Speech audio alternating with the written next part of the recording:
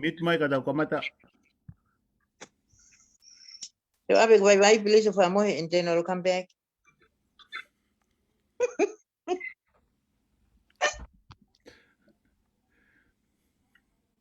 Mit mai kada komata. Yo a big bye please for mo and then I'll come back.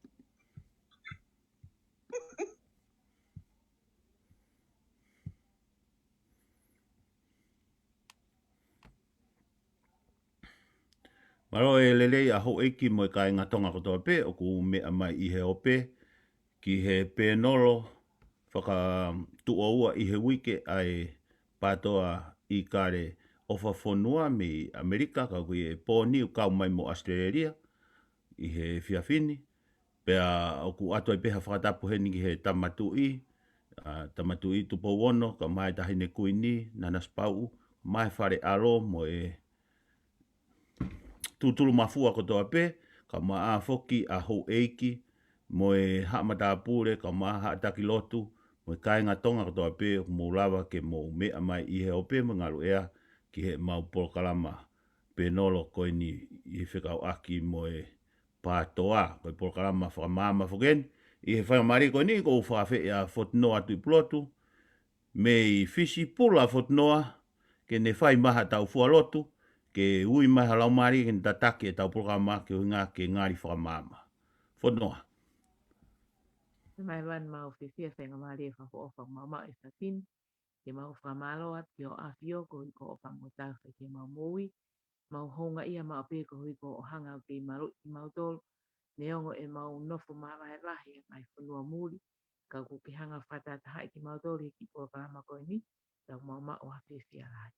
Mau whawhi whamata to lau mari ki ni kau whatama mau tolu, I he whawhini ko ka ngai mea te mau wahe lahi ki ai, ke whakalea e ki mau tolu ke mau lava pe o ma o ha ma o atoko ni ke mau toko nei ki sini I o mau kainga ka tau te whito ke mau kau whawhawha mo na toko tau pe mau pōpō ke no whinga e hangahi lelei I tawhi mai ki he whanua koe kotonga mau kore ki o awhio tapu ki na whatau taki mau toko mau mai whamiri ke mau ki mau pe amo uilelei o hange koe mau whaamua mo mau lotua ki ai ka koe kore mo huk mau whaila ka mau lala mo ente wafa o alo o Sisu Christ. Amen.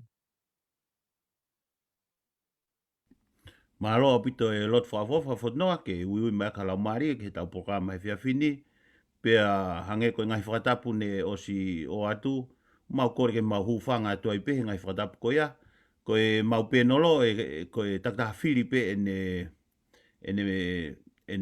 te whitoi mooni ke whakamāmai he poni, pea koe ia te u kamata pe me hei mei fisi, o ange kia hawhai maari ke ne kamata I mai pa ne whawhiroaki I mai pe ia a ia, pea auska pa tau hoko mai e tōtaha koin mei Australia, whawhiroaki mai moia me pātoa Australia, ke ne taktaha whawhiroaki mai peha no hingoa, ku ngafu kua he ngā hingoa muri ia, koe ki hua ngafu iloi, pea hoko mai moria, o kau mai moia no whaipe mea tatau, pea hoko mai ka malama, pea to hoko mai kau, ka tau vilo pe, koe ospeho whakamatara, pea ke tukuange mai taimi, ka tau hoko pe heato.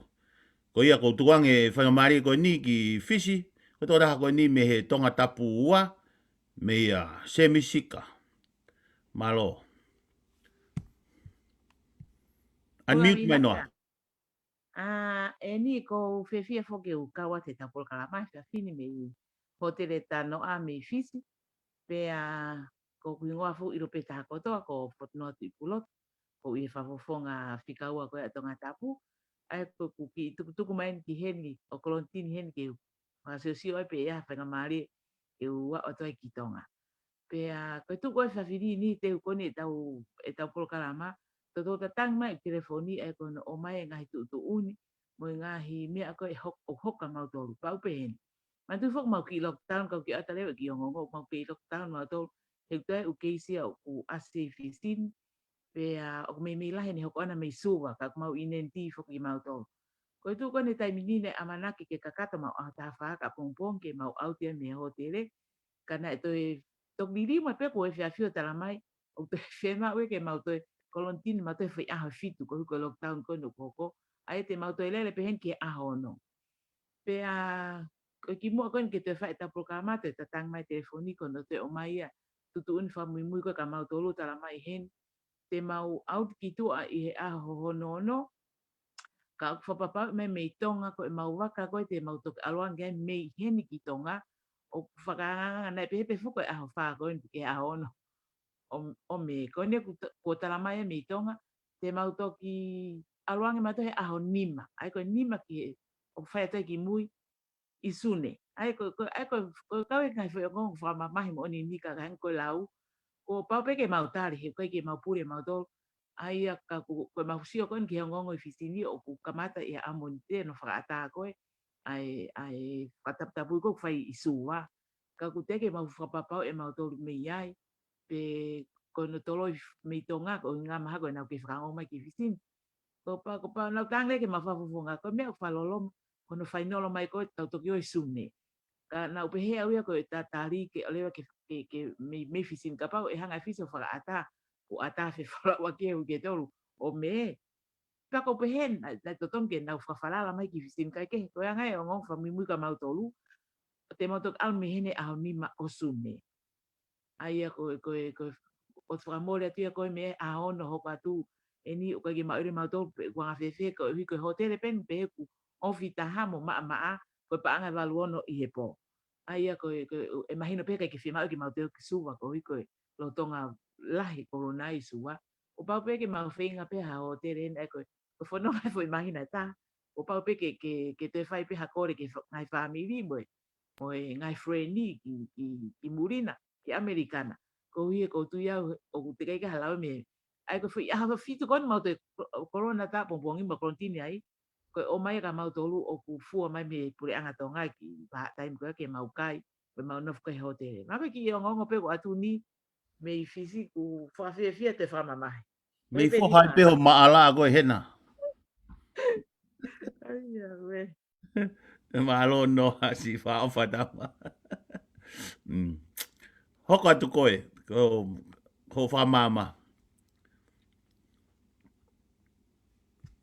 Unmute alo mai. apu te ku fa mama ko o ku fa he fa fini o ku talu fo ke hoko ai ki fela wa ki pe moe mo tali ko nu o mai pe me hi e tau poate ko ko atimi pe ha ku hange u tau no foi pe lele nga e tau whakakau kau mo e tau ngahi amanaki mo e kau pōpō hange tau fen malele aki ka kia te au he kuno whako whakama opo opo o ko whakakau kawa o pehen ko kai ke tau hanga e tau tolo whakatoka nga ani iko na nau mui mui mo e nau no fe riso ne koni na e na whataki mai futa ulahi e tau pare mia malolo ai kone pekia ai hu mai ai ngahi ngai ta au o taimi kono uhi ngā ai whenga ko ke ve teki hanga he mea kule lei pe ko hanga he mea tau sio atu ki ai ko tau whenga fuki le lei whakaluku fua ko tu ko pule anga lo tonga ko hitai ni tau sio pe ki ai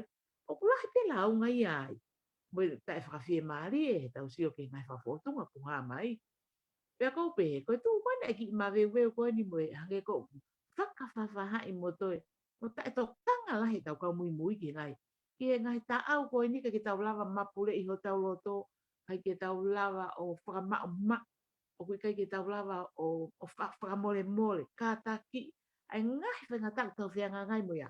Ka pau ka tangata ku tui mo on laka he mea koe tui.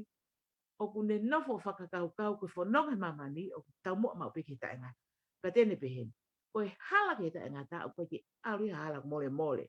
Koe ki alu hala mole mole ke te alu fie fie mahari. Ko pau ke te kaka he mo unga, hifo he te rea. Ko pau ke te tō he luo, afe o mo ua he pele pela. Ai koe ngahi ta au koe ngahi whainga ta ko palapalema ko pau ke te whianga ngai moia. Na ko pau ke te whainga kita tō ta ko whono nga, ke whainga i hoto sino ke ha, ke tau kei peanga. Ke ngahi tau koe te whetau laki pia moia. Paka pau koe ki te whema kita a whetu ua ki te hau iai. Kata ino leo kita mea hoko. Alu pia kita ke whetu koe o ku kata mea setane ko o ni hanga veuki ko ki tau tore taimini. I he kustia koe ke palapare ma koe no hoko ko whaapapalai pia ke whiri. He koe tau atai nai a si haosi ka mea tai whemari ki ai. Pe ko hataha pe kau whakofonga. Ke whai ene whiri mo ne whakakau pe ana ki ai. Ka koe menu mahino ka te au. Koe whiri ko tau pe o tau whai i he whamiri, i he kulupu peheni, i he siasi, i he whonua, i he pureanga. Ka te mahino pe ka kita. O kuia mea e ua. Koe lelei, pia moi koe. Koe te whiri koe ki he lelei, o kuia no tāpua. Koe te whiri koe ki ko vipe, koe ngai mea koe te rawa. O koe nunu ai e hau. Ona te whakakau kita. E hola, nunu a koe mea kita. Ai ko pehe e au ko whiri a se au sita o taina pesa o siki hutua. Ka mo e whakau kau. Ka te whahalaki e au i hanga e mate aki. Ka mo e kutui ko en ke visone na e whae atu usi. Tai, ko mea ko mahino ka te au. Ka pau waha palapalema, na to tonu peke no pesa au sia. Fuku peilo, te kolo ine palapalema. Ka ia me he whamiri ki te kolo i ko vete anga ko vete. Ka te kolo pe palapalema ko ia te molawa pe soloma. O pehe pe en. Ko o smak pe ka he whamatala whalalaang. O kia ngai whakata o whai i api koine o si hausi. Pe o koe ni ihi koe kau popo, koe ni iha koe ko hange tau siu koe kia, koe kau teke mei tua. Pe o nau tau ata taina pena tau ke nau awe nau mai whakau kau ke hau mo whawofonga ki loto. Ka kia te hau mo yanga e whakakau kau, ai me a koe mahu inga e te whainga ma upe ke ia tataki whalau maari ka kita. Ko hi ke te lawa o sio whakaluku fua ke lelei whakaluku fua e kakai. Ka pau kia hani ihia o te lawa pia he mama whakmai o tuaka o stamai. Koe mama o whakmai o tuaka te tau tolu, ko tau mata, me tau whakau kau. Aia te lawa pia o ilo, koe kakai lele o kofia mo nau tolu, e maka tuunga e me na ngai tokoni, ka me na ngai whare o mai ka te au. Paka o kia tahe kone o maha ngai whare ka te au, tala mai o konsenisi, o kuhala pe o kai ke whiunga, o tala mai lewa ke haola ko me kalasto ia. He tene hanga e ia o fusti i pokoe, pia ko mo te holo mui loa peki mui kai ke. Lea ngai palpalema ko ni ka kia te au, o lawa pe au, o mapule i au ke lawa pe au o tali, ai fai tutun se te au su ave kia te au. Koe whiri koe novema, koe me ea koe ko whaapa ki ai. Koe hae tūkunga ea se au si, ka ki hoku loto, ko loto pia ki hoka se au si, koe whakafofonga ia, bitonga tapula. Koe ki loto ke toa se au si. Ka koe hae ola mo whiri koe e whai kiha whafofonga. I he tau fo i toko hongo fulu, i he tau toko fitu konu tau te whenga ki ai, koe hae whiri e o mai, ko whaapa mo saluti ki kakai koe nau whae nau whiri. Ka tō, koe nunu ai koe ko hingai. Pea ka ke ka lawa mai ki lot, ka whawheta i koto ape. Ko hi koe ha, e hoko e tau ngai amanaki. Ka kou wha amange pe e au i e ku wanga koe ngā ue, mo ku tu koe tai minik sio ke kau popo. Tu te whama opo mai ke tau te, ke tau heka pe ki waka. Whanonga, fusu tau la, fusu me tau la. Pa tau hoko at. Koe tō ke koe fu mea whamaman lai po pau ki hau.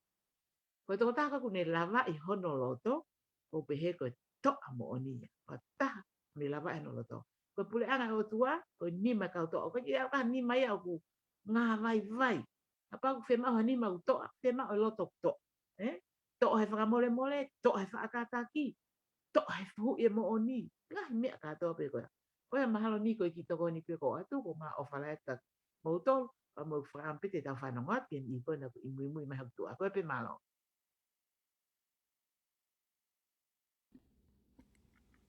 Sinai.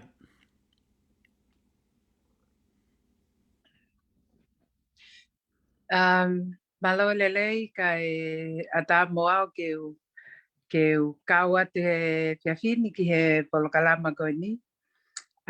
Ko au o ko whakaunga tāmaki i Australia i Sydney ki he 100% Batoa Sydney.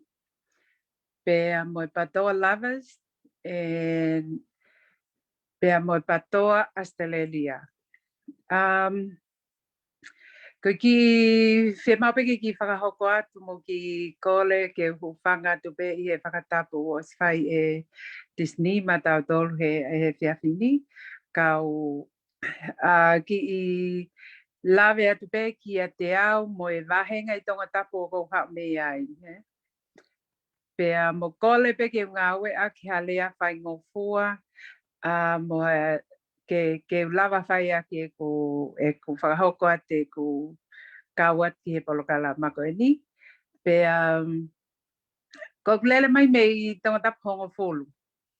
So ko tonga tapu hongo fulu o ku iai e pale mia lolo tonga. Pea ko ku poupou a aku o ku nāk poupou pe aki he patoa. I he ku ongo pe a aku mo e ku ilo mo ku whetau lakon mo at least po hiva. Pea mea kotoa pe ki mui, tau ki hau kotoa me mui ai ku kau ki Sydney ni I ha mea heni ka ko ku kohoku loto I patoa nei os ia te au pe ia I he walu fitu. Pea koe tau kau mai koe ki he patoa. Kou loto lahi ai pe he kotoa taha kou push mau pe mo fie mao ke whiohi mo kakai whai totonu. He koe anga ia mo ui. Pea koe ku anga pia e whawhiloaki at koe au I he kui Australiani whakaunga tāmaki ki he kulupatoa koe he ni. Everything started last year, 2019. Lere mai ai mo tau po osi, mo ngahi whakaukau koe, mo ngahi palani.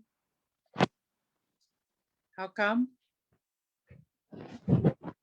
Mo ngahi palani mai koe ni oe whotutu mai kau popo koe ki patoa.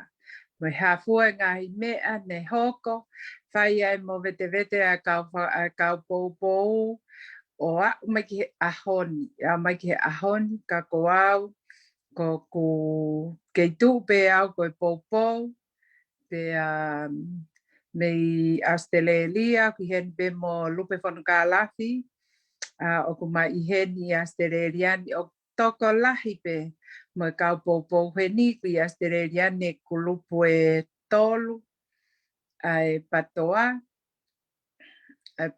o nau I heni. Kai ke fu ilo ke nau ngahi, you know, o ia e kulupu hene o ku anda ia ki a tiri lagi Amerika, pe o ai kulupu lewa hene a mau tolu, ma kulupu taha, o ku mau, ai ko mau kulupu a mau tone mau os mahino pe ko mau popo ki he poate patoa ki tonga, pe a mo se misisika. Kai ke aha to ngā aue langa mawahe heni Australiani e teu kaunoa I au ki ai ko no whataha pe au e mau ki kulupu o mau poupou pe ki tonga ki poate patoa. Pea ko afok mo lupe whanukalafi Australiani o kuma I he patoa international o committee. Ko e tuu koe ai patoa international committee o tatau pe ia pe moe hanga koe tuu koe ni ai patoa he tainimi koe tonga he mawahe koe South Pohiva me he patoa me he kotin koe iai koe asemisisika he pea koe tuu koe tainimi koe patoa international o ku iloto I he waha a koe o wawa o between I Amerika Australiani New Zealand mo tonga he ko ia koe hanga pe au ki whawhenoa ki atu kau ki he ngahi popo koe ki he patoa o ko whakaunga tāmaki ai pea ko whiwhia lahi he whakakau mai au ki he polokalama koe ni he whiawhini pa ko look forward ki ke tau whakamama koe ni o whai he whiawhini ke carry on with it. Ko ia ko whamaloa Disney, Malama, o whanoa, Lia, maloa o pita loto lahi, maloa tu ke poupou ai pe ki he patoa, no matter what happened, tau I tonga o tau kei tu pe ko poupou pe ki he patoa ki tonga mo e taki ko se misisika. Maloni. Yeah. Maloni. O ki hoko toi pe mu ai. Koe ngahi ahoni foki te wharanoa pe ke kamata anga mai. Na tau tu foki koe poupou. Pea mo teke. Ki ono teke whakatemo kalati. I he vi soni ai tangata eiki. O talu hono kamata i mai no lere mai akis. Na aku kau ki he teke o e vi soni ko ni mui holo ya akis he tau hiwa ngufulu tupu. O lere mai ai pe o au ki he ahoni. Ka he taimi koe na e malolo e tangata eiki na iai. Na iai fu po uri lo ne to he fonua ko hi ko taki e ni o te mokalati o tonga ko ne malolo. Kana ai iai pe ai ngahi whakakaukau pe mo ngahi palala ki atokotaha ke ne hanga hoko atu. Ono lere aki e fuka. Ono teke o e vi soni ko e ni ai tangata eiki ne potu mai ke tau ngā wei ma atonga. Pe he funga o e tau ofa ki o tau ki fonua ko tonga, kono tupu anga ia ai mea na tau tu ai ke poupou. Ko au, ui kai ke poupou i he whanau, ke ukau he politiki. Ka koe hui ko ku ilo ai lelei o e politiki, pe mo e temokalati ukou teke mo poupou ki ai, he ukou i he fonua o e temokalati. Pea ukou hau o inasi i he ngahi lelei mo e tāpuaki o e temokalati he fonua ukou i ai. Ka kou pehe ke utu uai o teke mo poupou. Pehe taimi lolo tongani, oku iai ai po uri lolo ko to i he funga e fonua i tonga. Pea wālau tu uai ai tonga kotoa o au ki he o pē. Pea oku iai ai loto whainga tā ia. He kutau ilo i kotoa pē, oku ohu pea langa ho tau mafu, he ofa ki he tangata eiki na ne hanga o fofoai ai temokalati ki tonga. Pea na tau poupoua pea teke ia. Pe he taimi na e maloloa e tangata eiki i e ma, na tau hoko atu hono teke. Pea na e hoko hake rewa hono foha, ke ne hoko ke tongia a hono whatongia, ke ne hoko atu e whafofonga o tonga tapulua ki ke muiaki ai ne tamai.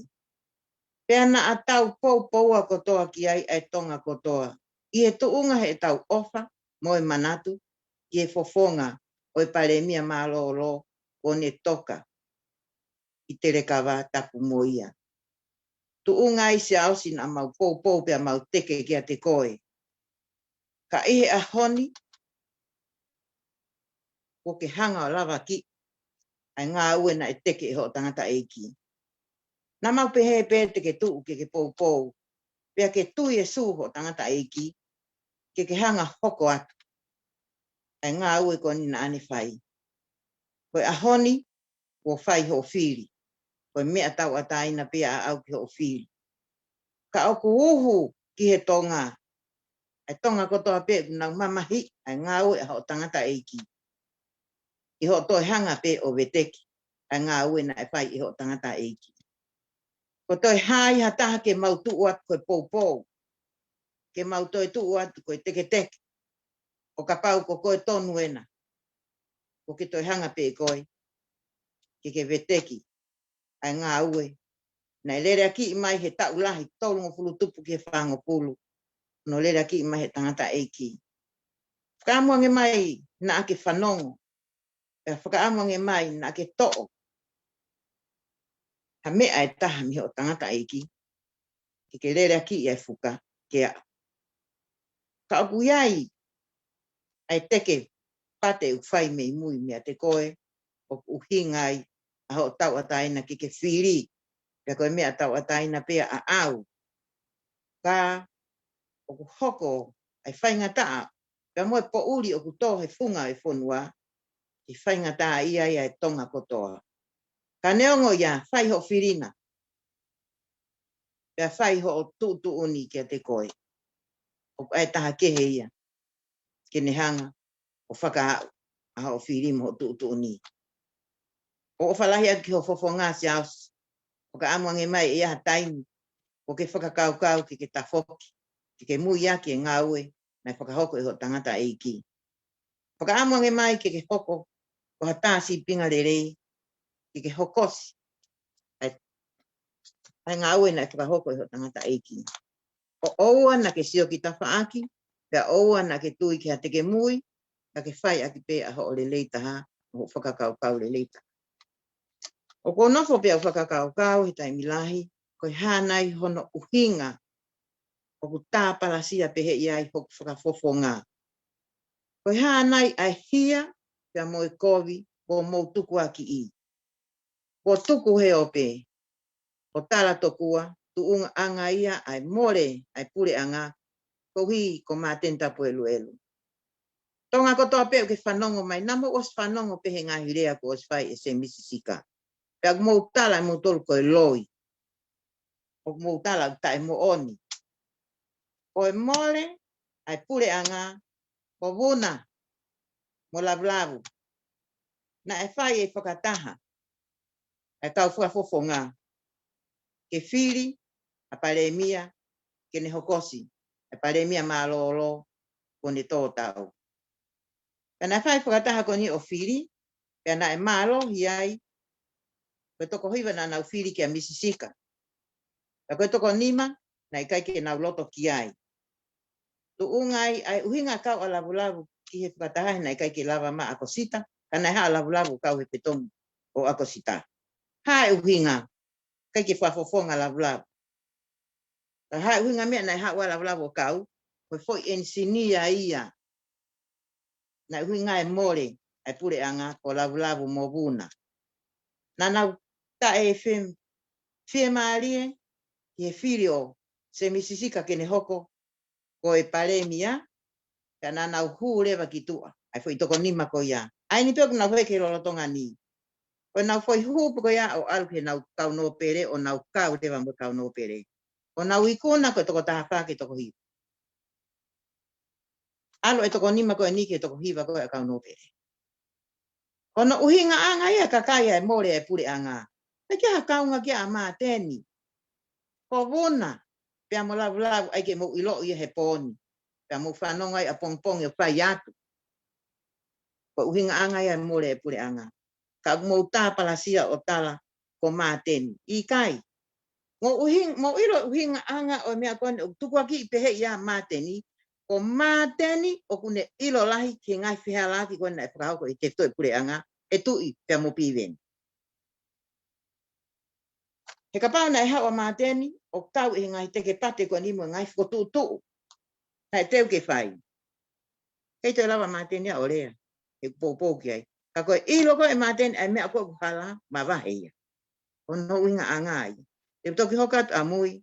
A te ngata hei. Te kua i ki i telefoni. Mahu inga konu kui mai. O what malo. Maloria. Hoko mai malama.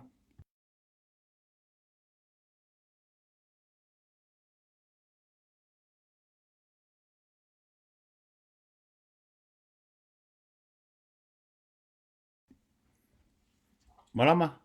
Hanga unmute mai ka ke hoko mai. Nele hape kwasi. Tata ko whenga te o unmute. Ala lomi mea ke he. Ia ko huwha pe ngai whakatapu ko osi hono pai kau hoko atu. O koutoe o ke toi ai ha mea te taha isiu pe koe ngai mea kou hoki ngai ni te tau tala noa pe ke mea kou lo tonga hoko e tai nini o ku tau wofo pe o ku tau lea o tau wofo kana tau osi ilo i mai pe foi tau kakatu taha. Ai koe foi mea lahi taha koe ni a koko koe no whakalea e siaosi e mawahe ia me he poate pe koe koatin e mawahe ia me ai o alue whai e nei. O whai ne mea koe kou ne talak whai ne whakatahalahi e whai mahala pongpongi. Mono wahe ngā pa koe ki whai loto kolomotua ka ku awe whai i holo koe o isa antelo. Ka ko tau nofuen koe ni o tau sio. O tau nofo sio ke tau kamata mai koe me he osi koe ai hete.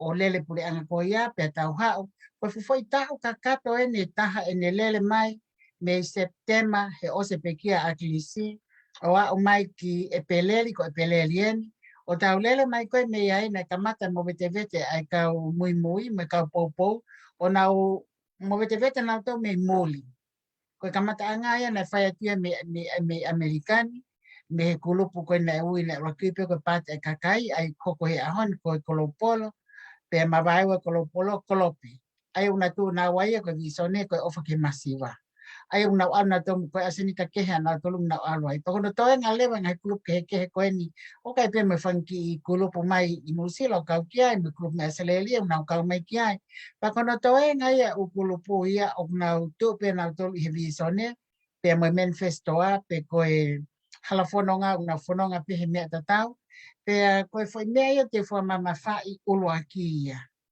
pe he toko lahi ko osi ongona mai pe me ongona mai me vahenga ulua ki ongona mai me ngai kulupu ko kolopolo me kolope mo kon klub fokoya ko non profit organization ia ko na ngawe ake patoa ai una teke me ewa na ngawe ke non profit organization ke na movement na to wai o ta os ilo ipe kwen hai meta fakala na fai funwan i amerikani o klub ko ya kolope me kolopolo e kai ki fa ole ko ki ai ke fa long ke ngawe ai pure anga ko ngahi me ko na fai a honi tongi tupe langa panke menau non profit organization ko ngahi me ko ya consider kinal to luya ke ilo e kital to ko ni mulini me patwa ko national crimes ya o kai ko haki o kai ko me ke ave ke policy ko me ko ngahi me ko to pe mulini ai wo ma fa tana paanga langa paanga ngahi me tau sia ko ki ai o ku to ko ma ka kai na ngahi paanga ko pe ma wa ve na silini mo me ko ngahi me ko ya ko ngahi crimes ya i amerikani pe ko le vai ko national crimes ko ngahi me ko ya o hanga tono ia ki he o koe ki awe ki a polisi, pe o koe ki awe la ngai, ko ngai mea ia ko ia ko ne altana ia ke district attorney, o koe vere ko DAs. Pe au nau tokanga le manau kia he ko mea whaka whanua ia.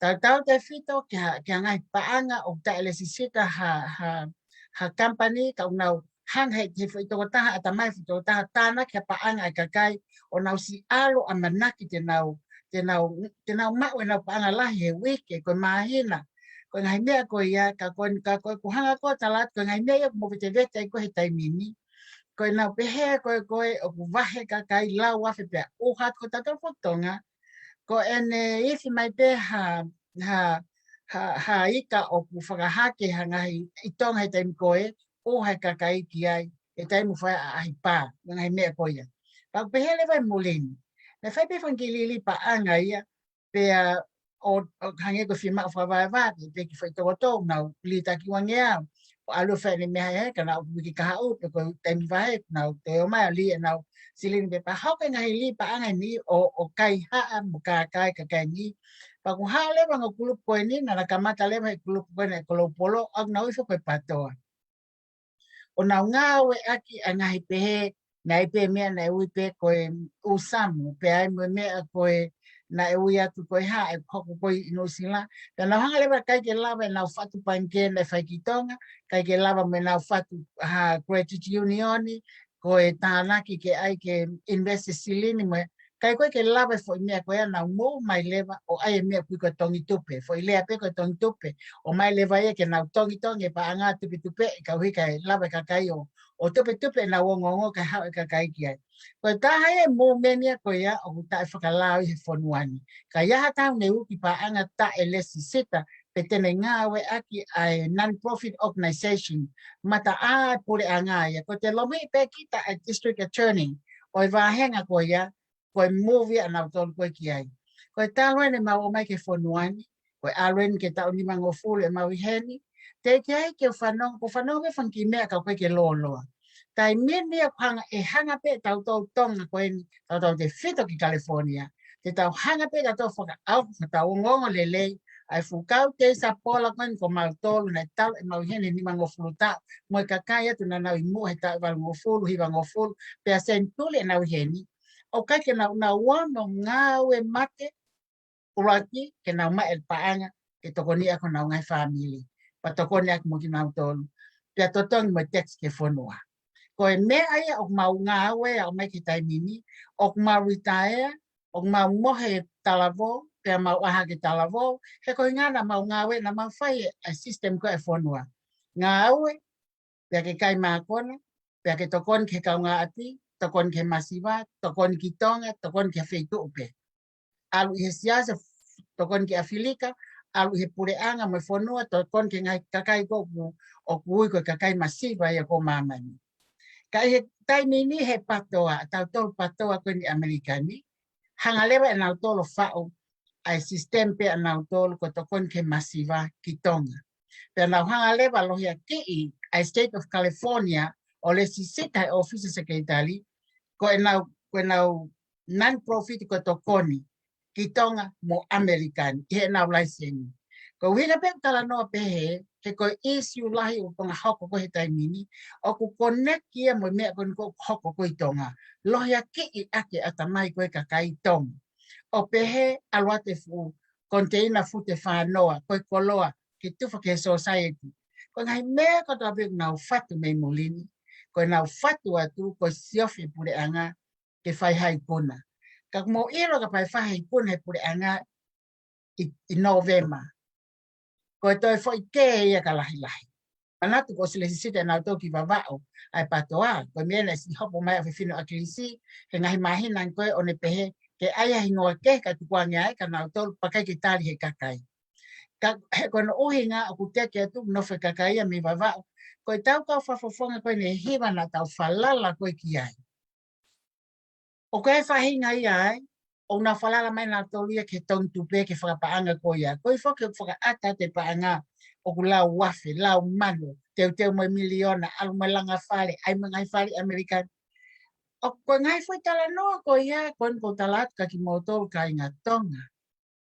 Ka kai koe nung nau nofo fuoloa koe ke whonuanu hangi ko mautolu ngā ue, retire, mau kai mi mau retirement, pe mau nofo nonga, pe almi mau whanau ako, almi mau whakamopuna ke university. Koe anga ia sistemi koe a nofo whonuani Amerikani o pehe. Koe toton ko te alu koe ki ai. O koe ke hamea ia koe make money, you know, within ke ngahe paanga, koe ngawe paanga. Ia, we mahina pehe taha, pe koe foi tau e taha pe te me alewa kita ia i kai. O ta tau e tau tapu pau pe ke toho tau pupoa te tau kai e mahi kakawa. Kai ia aho ni, fe pe ki take atu ngai mea koe ni koe a hoko i mulini, ko rau hi ngā he na peki ke ngai mea koe tonga, pe aku peki ke a sias po hiwa. A ia koe kakai koe teki maia tui wata. Koe toko ta e ni i tonga, o kune hanga koe koe, o mia i ai ulo e kakai koe ni Amerikani, koe toko taha koe ia. Nei, o mai e akilis, o hao koe minista ngā u. O koe toko taha koe ni muna ilo kotoa e umea na ne wheto koe umea koe kotoa pe me tonga, o whai ake live e toko taha koe ni ai koe une whatu panke, whatu whatau api, alu mo e tongi tupe whatu paanga. Koe ngahi mau la koe ia, e Amerikani he kai ke wabe, he kai ke lawa yo a ki ti sema. Te ke au ki ti sema o tata puni hola ngai ta whaaki ia. Pea koe nau sio ke te tongi ko hau ngali kovi koe patoa. Ka ko pehe ke au te tau toi takai tu oua mai ni. Ka ko pehe ke ki mana wahe. Kai humani ke ki ai. Kau toki foki atu ke ulawe ke mawahe koe asiaosi. Pea koe ai te foki mai a anai ka ki tukat kau ki mana wahe ne o oino ki vai. Okay, malo. Malo pito malama. Ngahi whamama whafofa ku talpe ni kamata mea whutnoa. Whamaloat whutnoa he ngahi mea na mutuku mai. Ka maafoki a Sinai me Australia. E toko taha koe ni hange koe ne lau pese te te au ne ofa ana he pātoa. Pea ka pehe foki ki a Sicilia. Haviri me tonga tapu wha. Ai ko tō taha me taulanga, me mawhanga. Popou lahi au pito ki a māten. Koe ngahi whela waki koe ni. E nau ki puria foki koe whaipeki vacation. Pea hoko mai maki whakautua pa koe ko foki mai. ko whahoko e tau porokala mahi poni. Pea o ku whaafo ofa a pito e ngahi whamama. Pako mea uton peke tau nofo ai kau popo ko e tau whamama. He kai ke utu iau to ton ke tau ke whakaloto pātoa.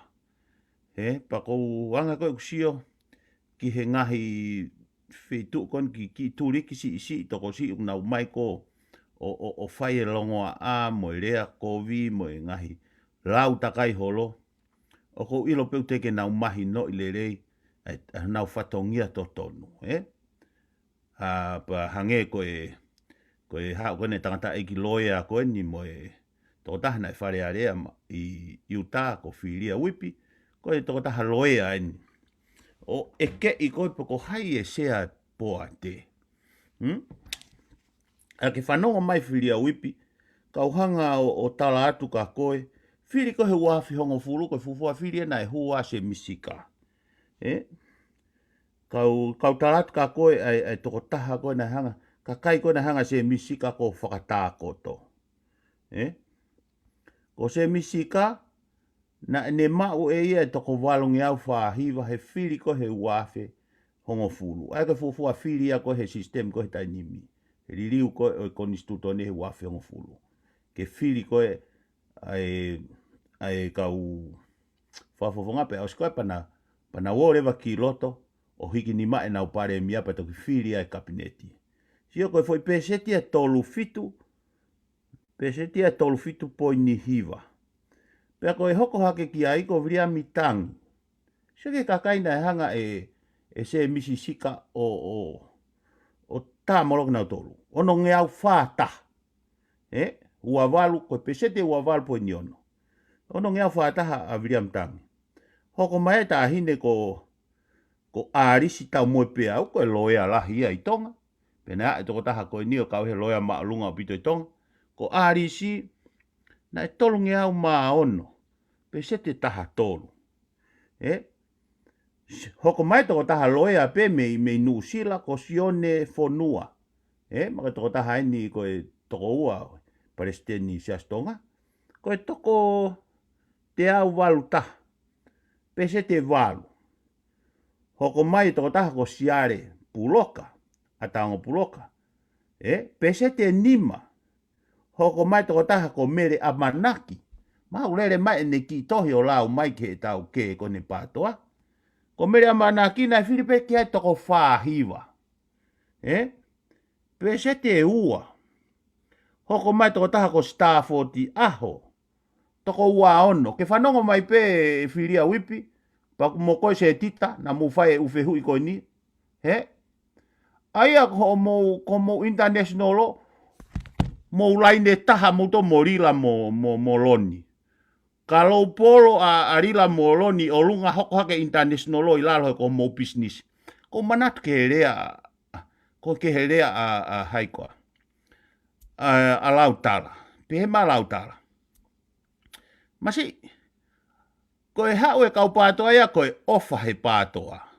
Pea ofa he tangata eki. Ka koe ni ihi au na mana tō kumi whai ngā maari e holo. Ke whai e nau ki pisi nisi. Pea koe kau tama koni unau hanga ko kukua siaosi. Paktawa taina hanko rea koa a fotu noa. Koe pe foi atamai o siaosi. Koe pe no foi atamai tau ataina pe. Kai kei whiri pe ke tuu pe me kakai koni. Kusoko ha aunga mo o lotu. He ikai ke ngau he o lau maria koa pau ke alo whai ha ngau e kukovi. He ikai ngau e ai mea koe na e fuake atu he o tuaka koe ahu na e whaere iai koe. Ai kui koe konsenis pe kui koe mama e eiki, mama a kalaisi. Ai ako ho sio, te ke sio pe koe o ilo e kovi mihelerei. Pa ke tok whairewa ho whiri. Ko whiri ke ta ataina kea ka hango e lau ko a whotnoa. Koe nunu a ko ho whiri o kaiki ke ta ataina koe ki ai. Ai e wha uia pe e kovi pe lerei. Aia koe kusio koe ni whiria, wipi. Whai pau toi rea kovi at muau ka koe ke uiroa po hai ko a koe. Ka koe sio mai, ko se misi sika, ko ia ena e Palestini koe he riki a tonga, pea alua e a tonga o a o fika uluaki. whakataha mo tokon pekia e kau tangata lere au pito he pātoa nge ko I kani, tari ai, kau ai pe mo akiris pōhiwa.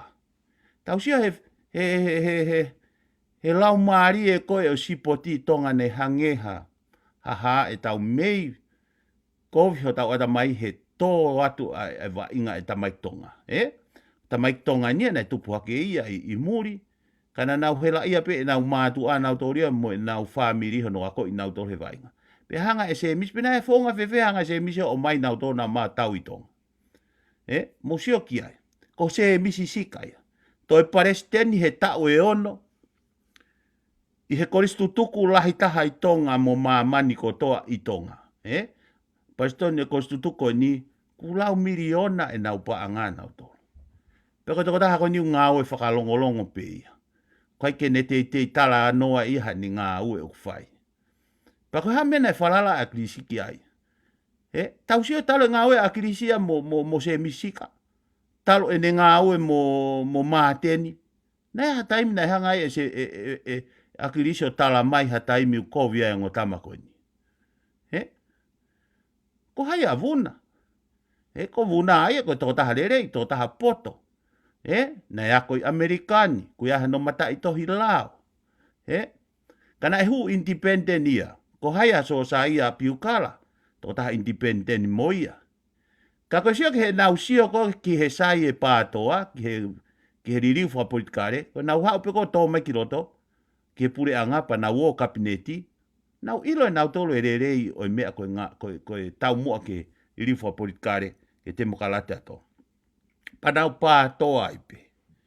Ka ko sia ke he nau mea na nau whihi ai, koe nau whihi a pe he anga o se misi, koe anga pia o tuana ni o ange ki ai. I pure hatahe ki ai, kai lava hatahe au ta ofi, ai mea koe ia. Pero kai ke mau e ne tui wha politikare ana. Ka te ungata atu he, ka tau foki ar ka noa, tau toi hoko tatau mai pe, koe tau toi lere e foi konga koe ni. Noa, hoko te wha mamai. Pa hoko masi nai, pa hoko masi siria, pa hoko mai malama. Malo. Malo aku kan hane ko tau ki he mea koe ni ku toki mai mo tau whakau. Ko e tehu ko no kai e ni, na whanau whuke ko I ofa ki tonga koe ni por kalama koe ni kerea. Nei kau o pito ngahi, alea koe aloia koe ni ko whilia, ki he mau whakofonga, ka ku mea panga whaka ko hiko hoko koe taki. I he pehe koe te kai ke usio helea tuku hifo mo ni ku whahe toko taha koe ni.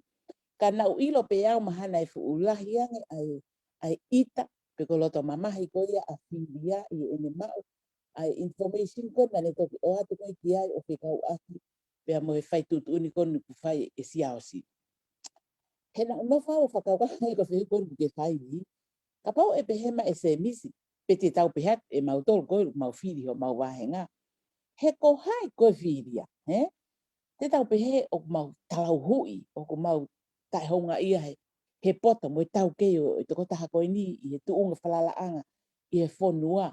Ka ko hifu koe mea koe ku ne hanga ofai, e ne hanga whehu ia peha se misi, ka ko whiwhia niho o tane ngahi mea koe nā. Kau ka tari peau o whakatatau mo ilo mo tau kei kia se misi, o ko nau no whaveru pe whoke.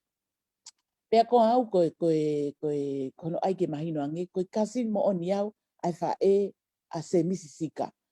Pea mahana e whakaukau pe kakaia o ko ngā ui whaifsta, koe ke ngā ui au, te walo ngā ui ake hea tau kei, koe poto o ko mau ke ulea mo, ngai ngā ui mo tale niti hoko nima mo mea koe toko whakpe si hoa.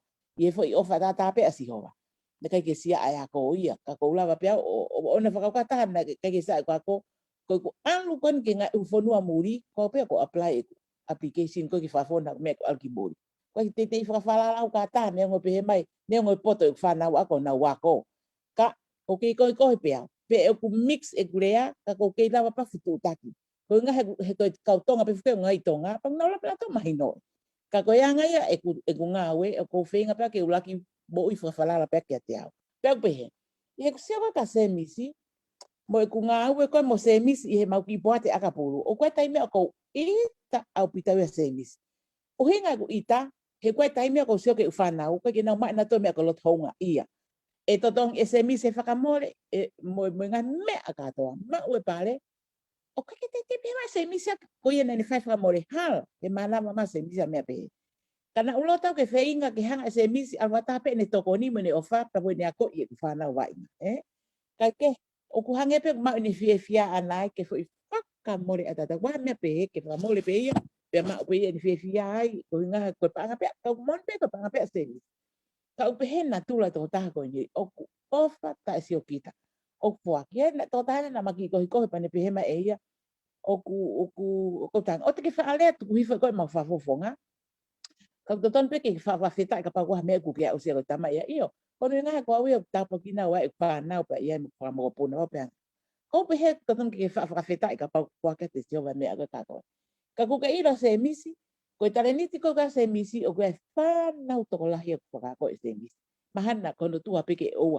he ka pau ia whanau se misi e ofa so kita pa se misi ke ne whanau ka ko hiku to e opa ngene ofa ke whanau whakakoi ni iho o kuo ngā whawai whikau i sa sko kau ka se misi moe ka kai toko lahi toko nesi ka ko ke te no ka se misi pa whamatala ko ka kai au na whamatala o ka waia kua ngā whamatala ka u te kai peke hatai mea te whanau ngatu to waki mai se misi ene ofa mo ni toko ni ko ko pe fa feta i ko tapiki na ko whanau ka ko se misi tapak whakalangi he guo pe ato ni whatongia tau hi ana ki kakai pata tau pepe i mari a misi ana whanau ma ulot matu kai ke mari a se misi ulu aki he guo pe kakai ke tokon mo tau se misi au e hori whawai vai ka kono ko mau fie ma o ma tole ko se misi ko tangata o fata se o kita pa pe hepe ko whatongia ko pole ki a se misi ko whaongo e aso no whaatuka ki pa whakaukau he na e osi mate ko akirisi pana sa na lang se misi osko ola ko fili pe alang ko map ho yang ko nof mai men tamai men fa pe ko pe hen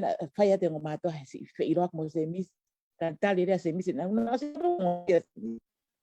ko tali na pe se misi ko fa ka kau ke tu kwa nga fa tongia ka fo ki mai mo ki to nga mo i mo pota mo tali ni ti mo pa o toe e ho tau hi akimo e ko mo vai vai na ke ka ngu e ta he tamai mo fa e ko ke na pe se misi io ko he na si ilo talo me ka ipese mi se na pa anga he te pai nga puak ko pai mo fatongi o ki ai ka albi aka pu me tatau ko ni fale area ko ha ko va fonga ko no o ko tu tu ni nga we ka ke hanga pese mi se fa ata kana auto ka ko hi ko ha of pa pe ngo matu ai ha e ko le ko na ha wa akidisi ko finga ko ka kai o fa fonua pe pa ko ya ko pe ko le ko na tu fa me ko ke ma va fonga ka we he le ko lo to mama hi la ta ha ka na usi o peke ta ko ni ne fale le tau le tio ane ko le peke to ta ko ni ke ai pe mo ki le ke fra mata pure ko nga alu on air le ka ko nga pe e ku tui o mat o ma inga ka wa tai me ku tau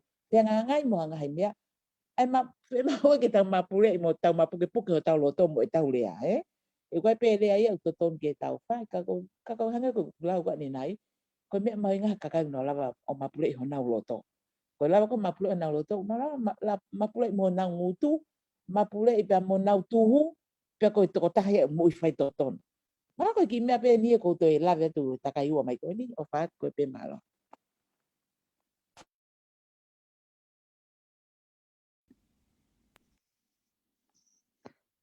Malo ko whiwhi ai pe te mai whainga maria ko ni ke o ho atu o to e o ate e popo mo ko tala noa ki he patoa. Ko e ku whedau lako mo at least po hiwa ne mauai e foi lea ko ni ne wongo i a ko telinga ko tamtawhito. E ne lea pehe mo wo mai ki mulini kumiha mo ui pe mo manatu i ange pe mau ki tonga. He hange nei mari pe tangata iko ni hange hane whakakau ka whakalau noa pe ko ni kia mau tō. He ka kai toko lahi, tamai toko lahi e la pahako toa mo whamiri pe o agiris ne mau whakataha mai mo ia. He pea ko e ku whiawhia lahi he ku whanonga mai koe, whanonga mai o marimuri au pau alua na kai ke fu hoha au ki ke pule anga o tonga pe ko tonga he pe au ko tonga is a holiday place for me and my family a tonga pe alu ko ni o hiki me Australian ko ki tau mo ke ki ho ki family ki fa nau I tonga o tonga ane na ku tau mo mai aki ki nau tolu ke ha hi Australian ke sio ga nau tolu ke nau to mai ki he ha wow o alu he o whanongo he patoa he ni pau alu ai he I Australian ko ku alu ko ya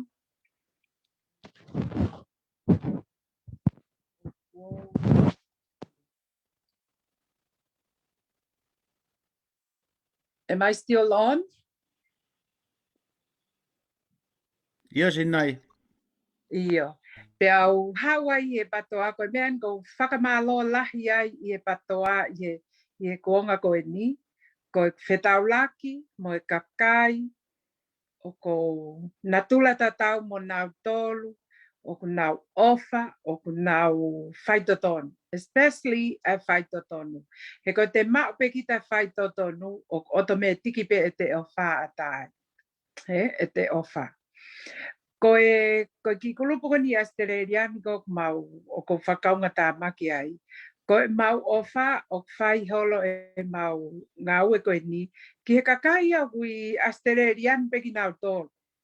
O nau whaka ofa pe I Australian pe. He? Kakai tonga pe. Pe a ka ko sio koe ki ai mo nofo ko sio atu ke tau. Nof pe tato koe taha pe koe ofa ki tonga. Kau e pehe a kia ko tonga ia, ko e whanua tu maari e pea tonga ia.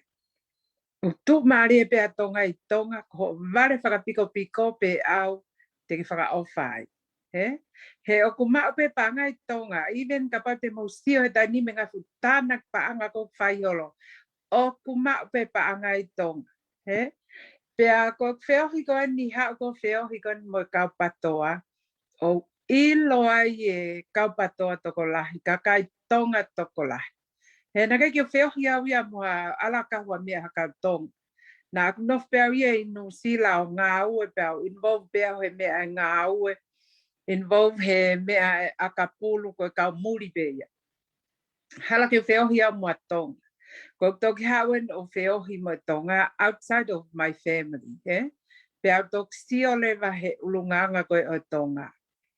Ko ku sio ne ulunganga e tonga he oku te sio atu ko e tu e tau poate patoa. Te nofo pe tamakoe ke ne hanga o eke ko hai e tamakoe. Osi e lau tau e na ngā au. Osi e lau tau e na ngā au. Ku toi hanga ke pe eke ne eke ko hai e. Tau poate patoa fo I toko hiva ko ia mo kakai ko ni o tau popo watu kon kia nau tolu. Ka ki nau langa nau tolu ia o whakamau e nau rea ki tatau. E nau rea I he tau koe mo. He koe tau whanonga koe I he patoa koe whanonga pe fo I visone tatau. Fo I visone tatau. O sia ko ia, ko hea kehe ai e ngahi action ko tau sio ati ai. Hau kehe ai, kono ngā koe hea ko ta whaito tonu. Ka pau e whaito tonu e toko tahko toa pe te tau taha pe. Ka koe uhi ngā koe tae whaito tonu, koe mahaki a o tonga ko toa pe, o kune alo kau iha mea, koe ne kau pe iha mea, ka mata atu, te sio pe mo mahino ai visone mo tau mua pe koe konistu tone. Aluatu pe koe ke ki fofoloa mo ki lahi atu, ko ka mata riwa ke te sio, ke asi maha nau whangianga ke kehe. Hau e whafofonga koe tala noa mai he mea koe. O se tala noa e whafofonga koe ia, aluia, hau e whafofonga koe tala noa mai. Siat lewa ki tau ke tala noa ia. Ka hiri koe ia o ston ke taha pe na tala noa ia visone pe taha. Ai patoa.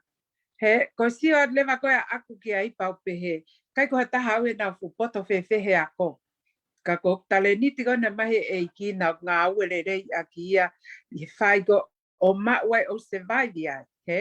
Pa ko mauai ki mea ko ia ko whaka inasi ako whamiri mo hai pe ko lava to koni ia. Ha mea ko ke lava ai I he kakai ko e ni na nau wako, nau poto, ea nau mata I tohi, nau o mai. Te toi sio pekita ko kau poto pen me kau matao tao pen o nau to poto ange nau to he mea ko koe mio. he pa lau le hange ko ngai lea fa fai mai he ko fine eki na ma no foi nusi la ko ne fa le ak pe magatea ka pa o ku poto e vale he kaka wano ka to ke he ange pot ai kaka ya ai poto he to ke he ange kaka ya ai poto ko fine ko ni fine ya ko kunsalo pe fa ya ka ko ene faka tonga I mautolo I nusila finga ki mawangaton mau step out pe mautolo ia mautolo pe o fai mauta mahino ka ko ne ngahlea na fa wa ki mego ka mautolo tu ko mio I he ko mio I ko apini he me asisi I te ke alwa ki me alahi o mio ia so I practice ko ma we ne ngahlea o almo ia fai ko ku ha ko ni o nga o fononga ko ni he patoa ko whaka amuia na aku pehe pea uia ko hoku, ko ho oku, o ta tau ia mo toko taha kotoa pe.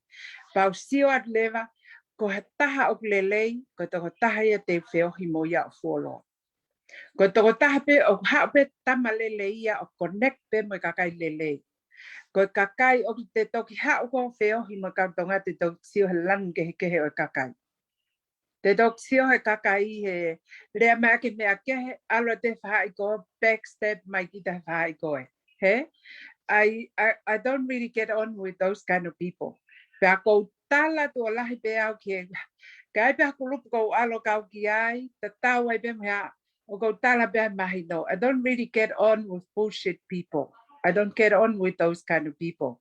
I get on with people who's got their mindset ke na whai to tonu ha ngā au he tupulaki ngā au e ko whai to tonu.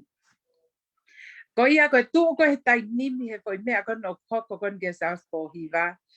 It kind of like destroy me e moyanga sio ko ke patoa, but it make me stronger ke te tu I he lele he ke te tu sio ange as a po person ki he kawu ki he poate he ko nga ke tau sio ange pe ko hai he omi pehe eiki foi e omi pehe eiki foi fonga e omi pehe eiki foi fonga ko ni o ku whakamoni akia e ku kau ko he patoa ko e visone a Crispo hiva whakaotua.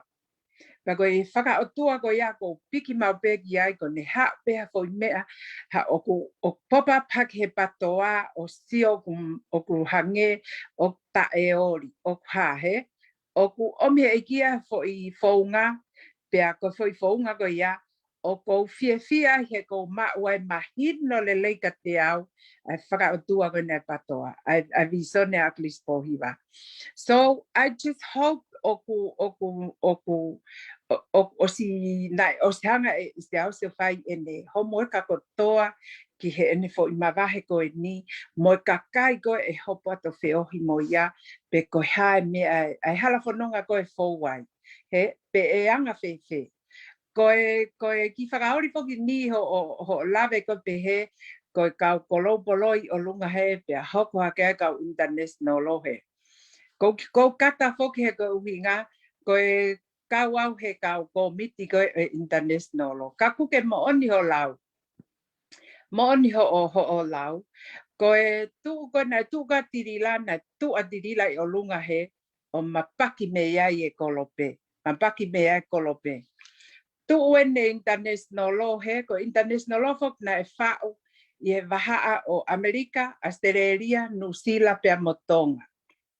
Ko yanga le mai tau e tau me ape he ai ke hori pe ko te kau pe ha me a go sia pe ki foi falu kunga kakai ai o na hori pe na toria ke na pule hori pe na to ke na tak he hori pe ke pe na influence ma pe na toria ha me a ke them only he they whatever they say ko ia ko e fai ai ko e fononga he e fai ai fononga kaku ki faka ori ha ko ma international ma to na pe he nia ngov o ko mau tau mua ke mau pou I he tua o sea o poa te patoa mo ka fofonga ai patoa. Te ke to pehe mau me ama to ke mau te o ma to o pou I ha to e whakafofonga ha feitu I ka ko e whakafofonga ko e mau pou whai I he tua o se misisika mo e ka whakafofonga o poa te patoa. He Ngofua le vai ke mawo mato komeni tua, komeni popo ki ho mau whakafofonga. O sia ko ia albetaini, o ngofua ia ki he sam ke na ona toria o tā ke whafofonga koe, ka keki ngofua ka tā ke rea ko na whafofonga. So hoko kai foi palo pale mape he, ko tuia e international, o e whakangari ia. O e whangari ha ko ngahe tau mai e tano puria, ko pau ege asia ki tua. E asia ki tua. Pa kuori ia te kakai he nau he kusio at koe, whai koe tala noa koe ki he international. Kai osko ia, na ostuko nau tole Australia mo Amerika ki tua. He? E ngahe ben bipa ko ia. Pa koe ki tau ui ego international, koe ki wila pa koe hahano ui. Same as what's happening in Tonga with Patoa Poate, o tau sio at lewa ki ai, o whakaofa e tamai, whakaofa e whaunga, whakaofa e whakaukau. Fefe ke mo tau lotua nge mua tau ho tau whaunga ko he patoa ke tau toi ma mua ha whaunga e ta ke tau lere, which I know it's there, it's just us ke tau mui ki ai, ke tau mui ki ai mo tau ai e tau ofa ko he patoa, na te alo patoa ko ha, he, na te alo patoa ko ha. Koe patoa koe mea a hai, he? Tau wope mui ai, tau pou beki ai. Ka o te tau toi oa, tau tōluia, toi lahiang me tau toi hori, tau toi rere, tau tōluia mo mua. I he tau vitone mo manifestoa. Koe manifestoa na e lau i he e whakapofonga ko toa te, o miki tu aka tau tau ke tau mui ai. Hai mea koe ki nau whai ai e mea ko ia. Koe mea ia koe ko angai whakaukau mo te u. Ka ko au e te he te o koe kau pou o kai ki te tome ki nau rea ki whawhafonga. Koe kau whawhafonga. We all got reason for everything, but let's walk on he te tau whanonga te tau siope. Ko ia koe ki mea mea aku o kou kauat koe mo ia mo vahe atu ki he e kuongo koe ki he patoa. O ku ke kapau te ke makpe koe mama, whaka o tua ke ha mo ia o kau i teke o vitone koe ni. We will get there, eh? Ko ia ko whamaloa he ome whainga maarie ke lave atu mo vahe atu e anga koe o oku mo pou koe i halai patoa e sa pou person ki he poatu patoa. Neongo o ku kai ke ai hapu, mea ke te kai ai hapu. Te tau wala i koe ala ke wala tuai koe tokoni ki hamiha. O ki iai priority team kia i loto i he ofi mai ke te au as my neighbors. Ke te momua ki iai i then toko atu ki ngai ta atu. Also look ke develop ha mea ki lelei. Ka oua one step forward but sakte kia o demolish just like that. E wanga pehe tio koe ke tu koe patoa. Mga ki mua, toi riha ki mui, tau kei te ina hake. O vale pe tau tu staple, o vale pe. Toi hoka po i mea. Toi demolish pe everything, especially a lot of takai na nau pou patoa. Ko ia ko whamaloa tu Sydney, mo kau Amerika, no whakau mai au ki he polokalama koe ni e te asini.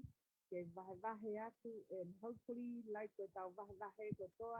Ke hepe sio mai mo e anga whanongo taha ke polokalama mo take from who something good for them. Ko ia ko whiawhia lahi e kau mai koe whiawhini, ko kei off he ngā we na o kupuke, ko e ua he namu pia infected ia or spread all over my head, pia I can still talk, I can still sit up, I can still go everywhere, whai fō mo hea fua. It's just I can't go back to work.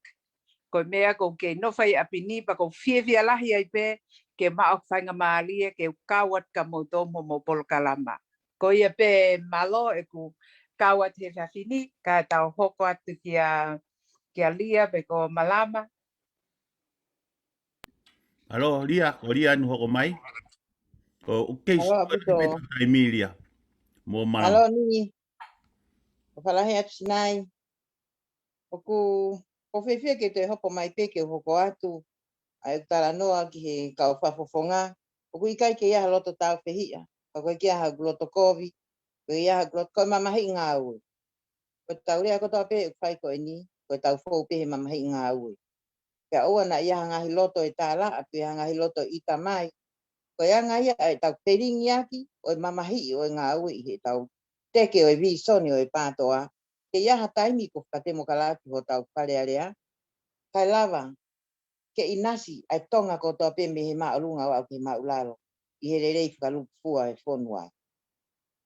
Pea koe, kono fosio ki he wālau mo longo a kone upai, pea ko tō whakapo uri. Ne ia i pe, ai ngahi wālau me imu, pea tau whanonga mai, hopo mai.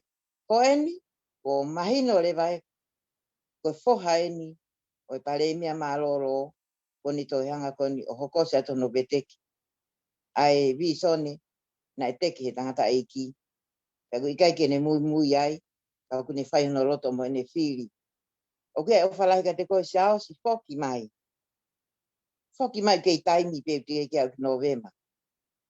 O ke ilo e alu koe e anghala, ko ta whoki koe anghala, koe wawe ato no whakamole mole i. Ta whoka anghala ke eiki, ha uia ko ia, hina eki aki, kai ke to iai, ha uri la tai.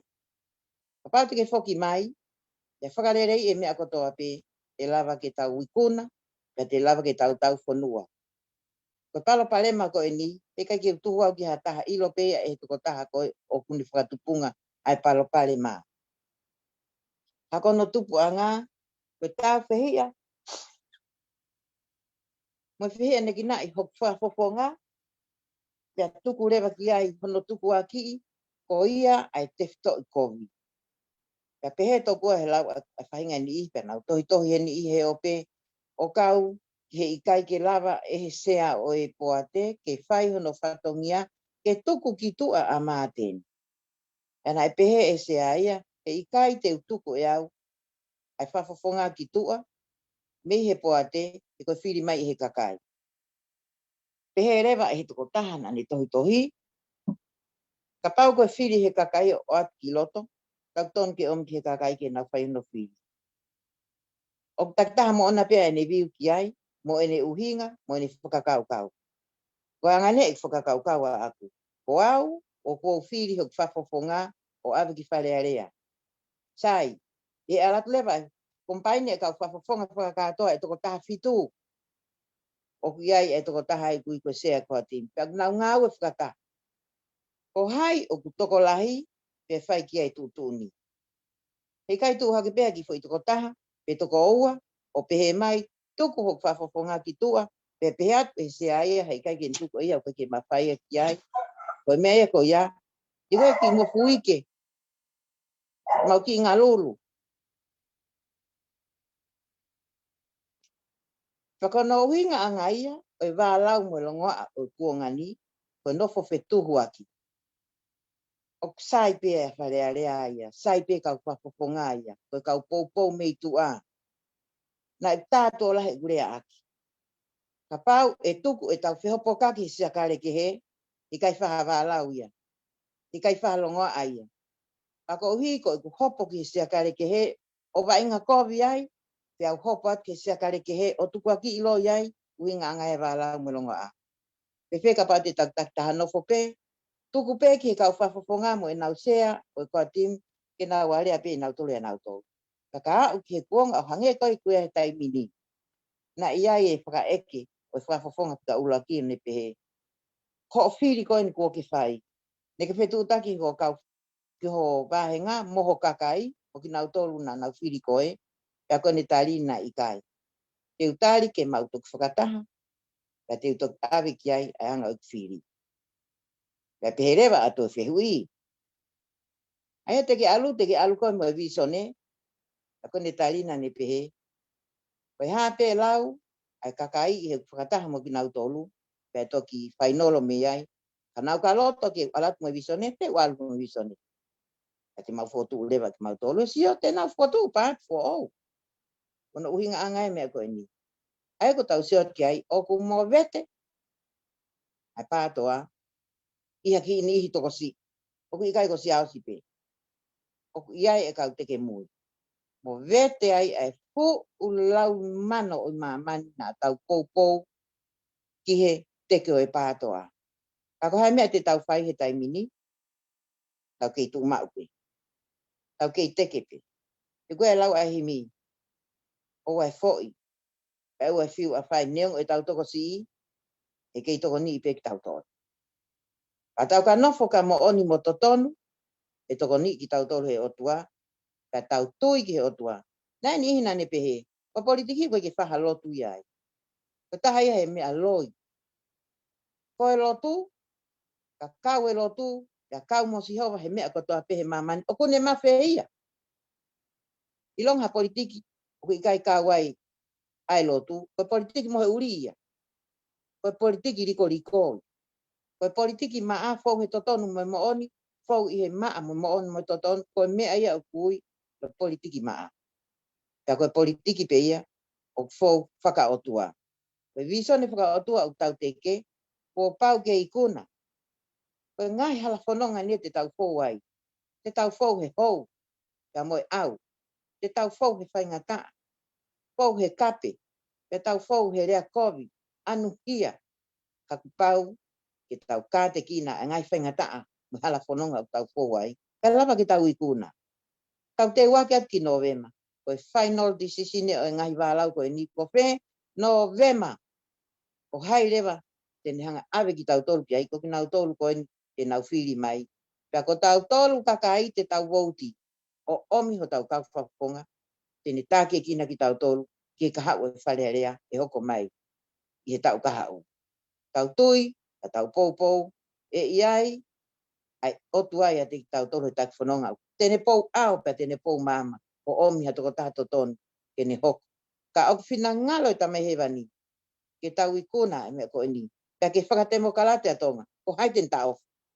He i kai hato e mawhai ha taha, ke nanga ta ofi, ai whina ngalo e tamai he wani, ki ha mea ki ho. E ko ia aku ni mawhai e mea kotoa pe. Tau lotua, pe tau tuku ki he otua, ke ni whai ho tau taki e kina. Ko talat ka ki motor, ko tau nofo ki he otua, pe tau whalala ki a te ia, tene hanga o tatakin. Ai leo whai e sea ko tini. Ko tangata whalala otua e mea. Ko tangata ne o fau, i he ngahi, ulunganga whaka otua kon angi a te ia. Pea koe taki ha taha whaka otua, ko pau ke ikuna. E tau ke itu pe koe pou, ke ki nau toru, e omi e sea, ke tau teke, i hoko ko tau komitia, i he kaha u, wa whafofonga ki wharearea, ke ni whakahoko ho tau leo, ke tau hoko ai, o te mokalati kakato, a wharearea o tonga i he kaha u, tua au whalahi at, malo au pita. Okay. Ia malo lia, kau hoko atu. Koe whamapopo koe ki international no. Koe osko ne tau penolo te tok laivia. Ia tamai fok tau tui ho tau pulu he poni, ai ho tau pulu ne os ngahe tau taki koe patoa USA mo. Kake whetuia e hawhalani patoa he poni. He ko loto mamahi o ngai mea koe no koko, ko pehe pea koe tui pea foi pulu o kia koe kunisalo te. Kai tuka te foi pulu patoa ke ta whaaki, he piton ke ki whamamahi ke ta whaaki, he taka whakapiko e tau o mai ko te ke patoa, o koe ke ha tau mea e mau mea ai. Koe tau mea pe mau mea ai, kono whakangong kovi ki tau tolu, koe tau toi vahe te tau koini, koe tau loto mamahi, koe tau mei puke, koe kai ki tau fie kaia, tau mohe pe o po uli, pea te kai koe ki te toi o whamamahi ka tau tolu koe na tau nofo muli, ai o tau ilo o kai ki whamamahi a tau tolu e hataha he tau nofo koe mulini. Tuku ke ka kai kong nau lotu tonga. Talo hau ki mulini o koe toki au pe ka me whakatonga o kei ki me ai o kuhange koe a tosi hat nā mūkita. Koe talo ku hau aku mo whiohi, mo kakai community peia o military. O military, ai ko kakai ko ritaea, ma ngahi anga whakaapa-apa, penai kai me ke urotau ki alek whanau o whiohi, me ngahi community tonga. Pea koe mea nau successful ai koe he taimini, koe uhi ko whekau ke nau live as an Americans. Pea wā koe whanau, wā koe whakamokopuna, pea ko talo e ku hao o talo pe e ku kautau ono ngofule, kautau ono onoin. Ona te ui maha taha kau ko sine 8 year, he kautau ono ono, kautau tatau pe me kau ni mangofule. Sai. Ko hana o hinga o te mau te kata mai. Ko e mea koe no ko fie tala noa koe ki ai.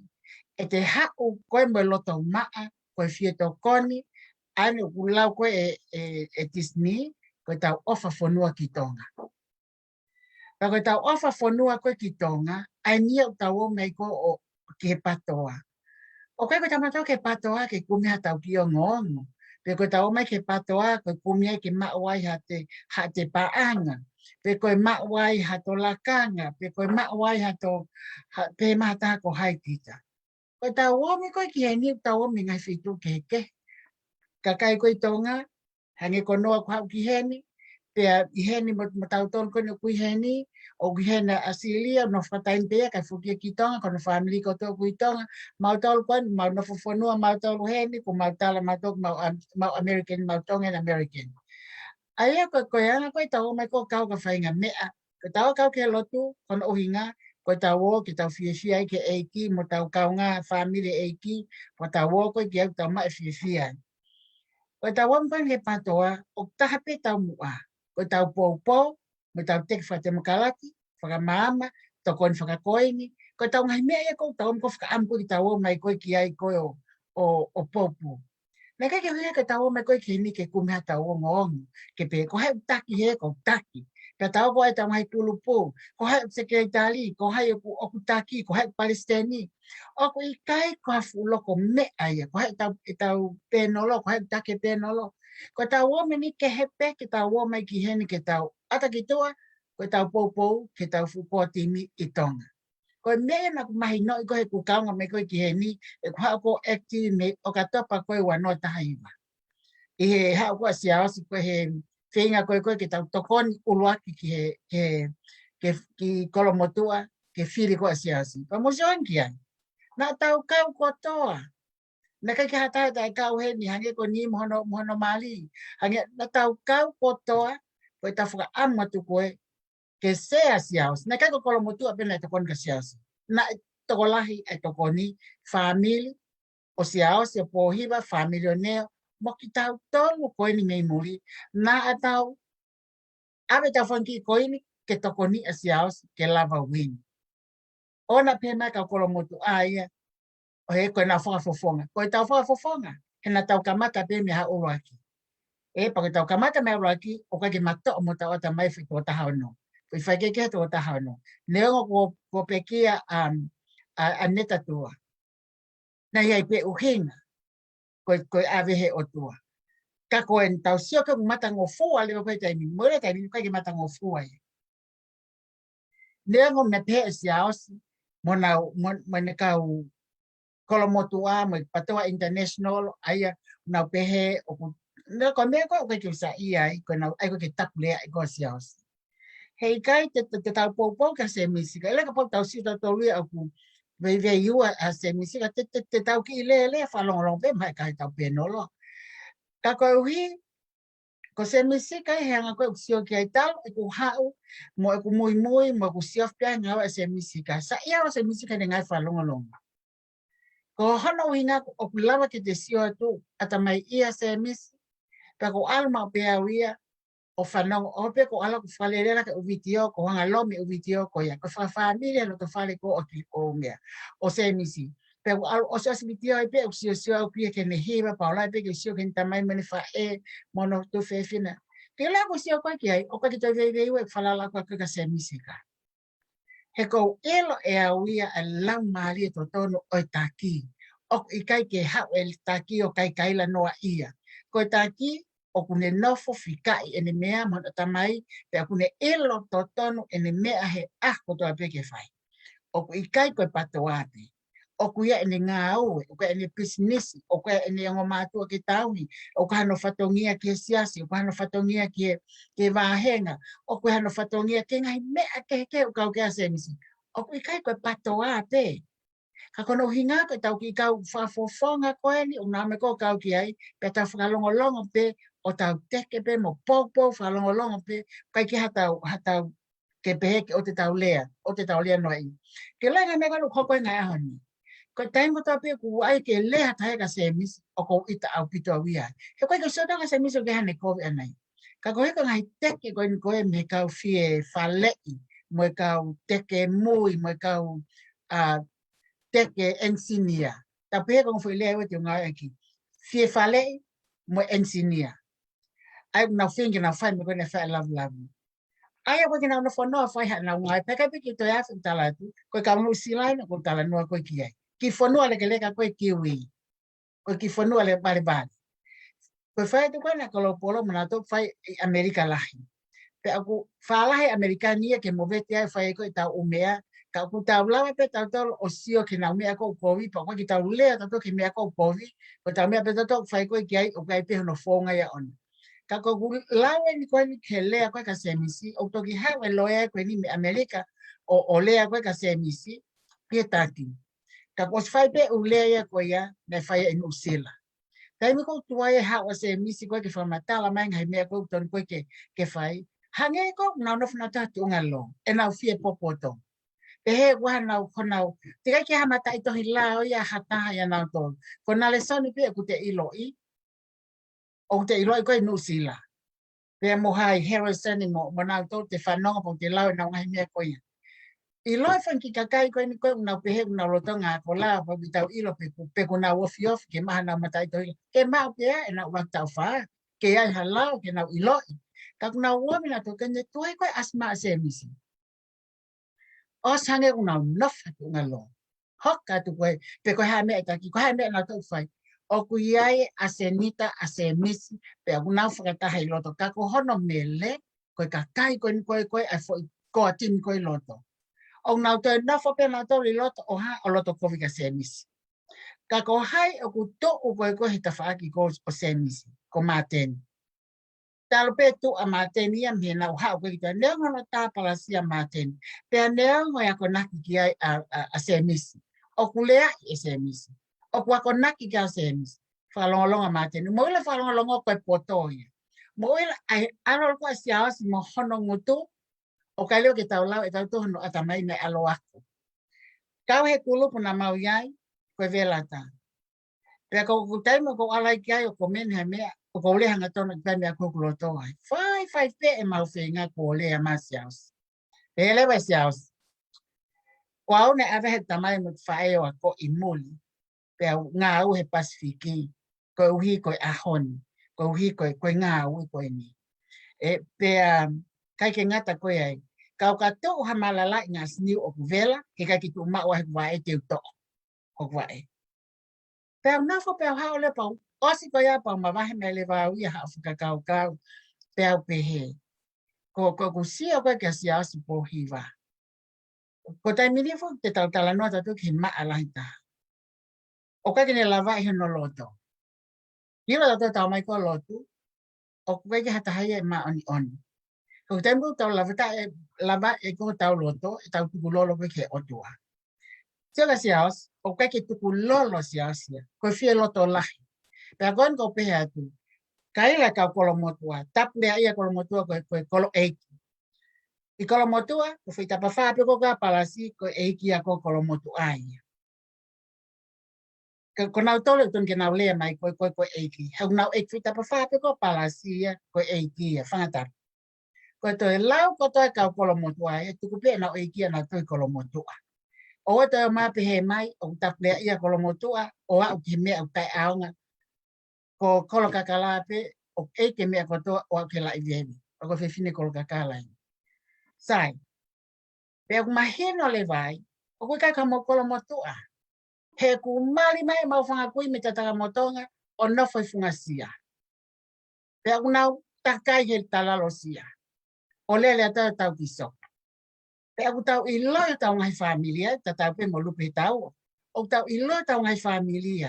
Kai ke nau te pou mai ke te au, he ku alu koe o politiki. O ku i kai ke nau sa ia, te umotu amu ki nau to. Kau mo ilo, he kai ke ta ofi mai au hataha e kutu ko he totoni.